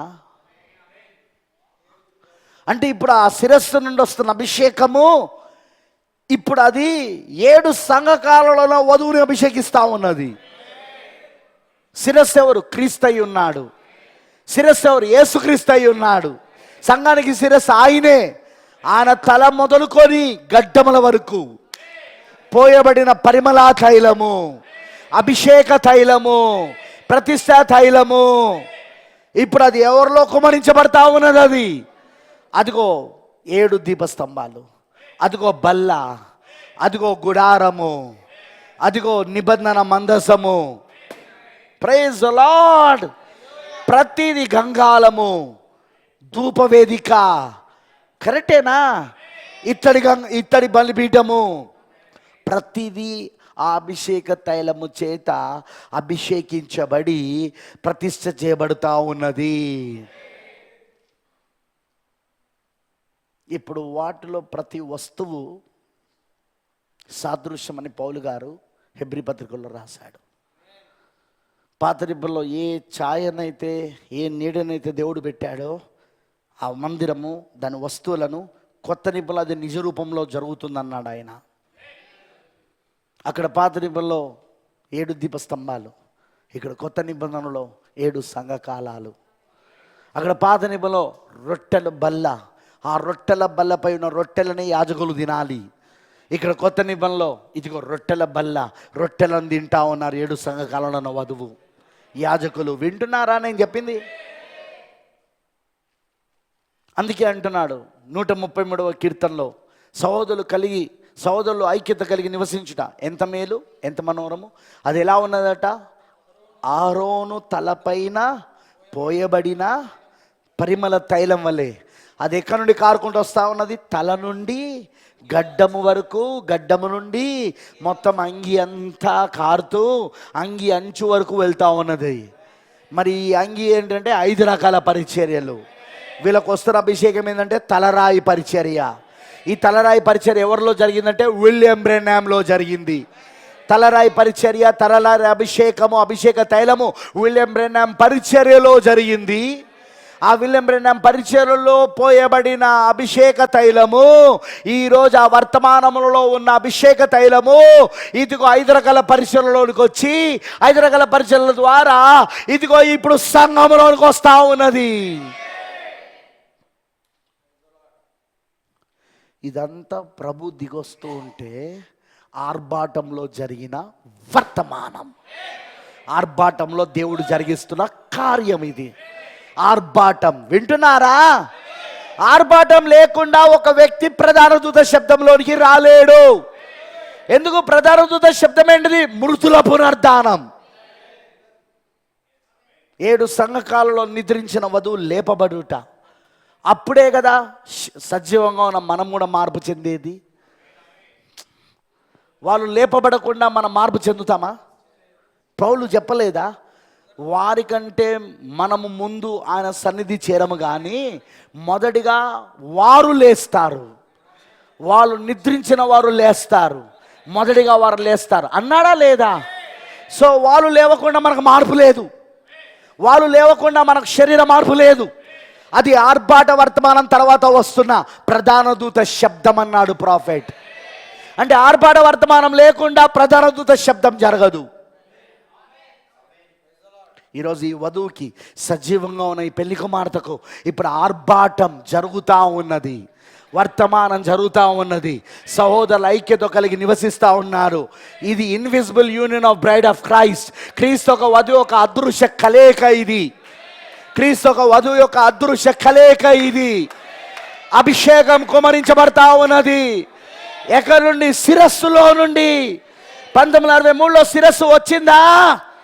1963లో శిరస్సు వచ్చినదా? ఆ శిరస్సు పరిచర్య ఎవరిలో జరిగింది? అది విలియం బ్రెన్హామ్లో జరిగింది. ఆ ఏకైక మనిషి కుమారుని పరిచర్య, ఆ ఏకైక మనిషి కుమారుని పరిచర్య, అదిగో ఆ యొక్క మెల్కిసెదెకు పరిచర్య ఎవరిలో జరిగింది? అది విలియం బ్రెన్హామ్లో జరిగింది. అందుకే ఆయన బోధించిన వర్తమానమే మన అభిషేక తైలమై ఉన్నది. 5 రకాల పరిచర్యలు ఇప్పుడు ఆ వర్తమానము నుండి అభిషేక తైలముగా పొందుకుంటున్నాయి, ప్రతిష్ఠిత తైలముగా పొందుకుంటున్నాయి, ప్రతిష్ఠించజేయబడుతున్నాయి. ఇప్పుడు ఆ వర్తమానం ద్వారానే, తలరాయి వర్తమానం ద్వారానే. ఎందుకంటే అభిషేక తైలం ఎక్కడి నుండి వస్తున్నది? శిరస్సు నుండి. ఈరోజు 5 రకాల పరిచర్యలకు ఎక్కడి నుండి వస్తున్నది? శిరస్సు నుండి. ఆ శిరస్సు పరిచర్య ఎవరిలో జరిగింది? విలియం బ్రెన్హామ్లో. మత్తయి సువార్త మరియు లూకా సువార్త 17వ అధ్యాయంలో చెప్పినట్టుగా, ఆ 30వ వచనంలో చెప్పినట్టుగా ఏకైక మనిషి కుమారుని ప్రత్యక్షత ఎవరిలో జరిగింది? విలియం బ్రెన్హామ్లో జరిగింది. ఆ శిరస్సు పరిచర్య విలియం బ్రెన్హామ్లో నెరవేరిపోయింది, 7వ దూతలో నెరవేరిపోయింది. ఇప్పుడు అదే ఆ అభిషేకమే ఈరోజు 5 రకాల పరిచర్యలపైకి వస్తూ ఉన్నది, అంగీలపైకి వస్తూ ఉన్నది. దాని ద్వారా అదిగో అది టెబర్నాకిల్లోకి, మందిరంలోను కూడా వెళ్తూ ఉన్నది. ప్రతి వస్తువును అభిషేకిస్తూ ఉన్నది. నీకేమైనా అర్థమైందా? ఒకవేళ అర్థం కాకపోతే ఇంటికి వెళ్ళాక మోకరించి ప్రార్థన చేయండి. ప్రభువా, నాకు ఇప్పుడు ఇది అర్థం కావాలి, అర్థమవునట్లు చేసేది నువ్వే ప్రభువా, ప్రత్యక్షతను బయలుపాటుని ఇచ్చేది నువ్వే ప్రభువా, నీ పరిశుద్ధాత్మనే బయలుపాటు ఇవ్వాలి, అందుకే నేను ప్రార్థిస్తున్నాను అని చెప్పి దేవుని దగ్గర ప్రార్థించి ఆ తర్వాత మళ్ళీ వినండి మెసేజ్ని, మీకు అర్థమవుతుంది. పరిశుద్ధాత్మ మీకు దాన్ని బయలుపరుస్తాడు. Let us pray. ప్రార్థించుకుందాం.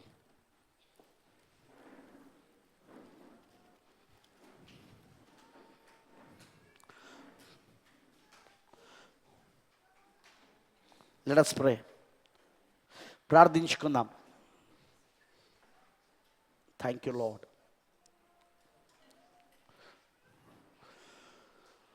పూర్తిగా దేవునికి సమర్పించుకుందాం. వండర్ఫుల్. దేవుడి ప్రణాళిక ఎంత అద్భుతం చూసావా?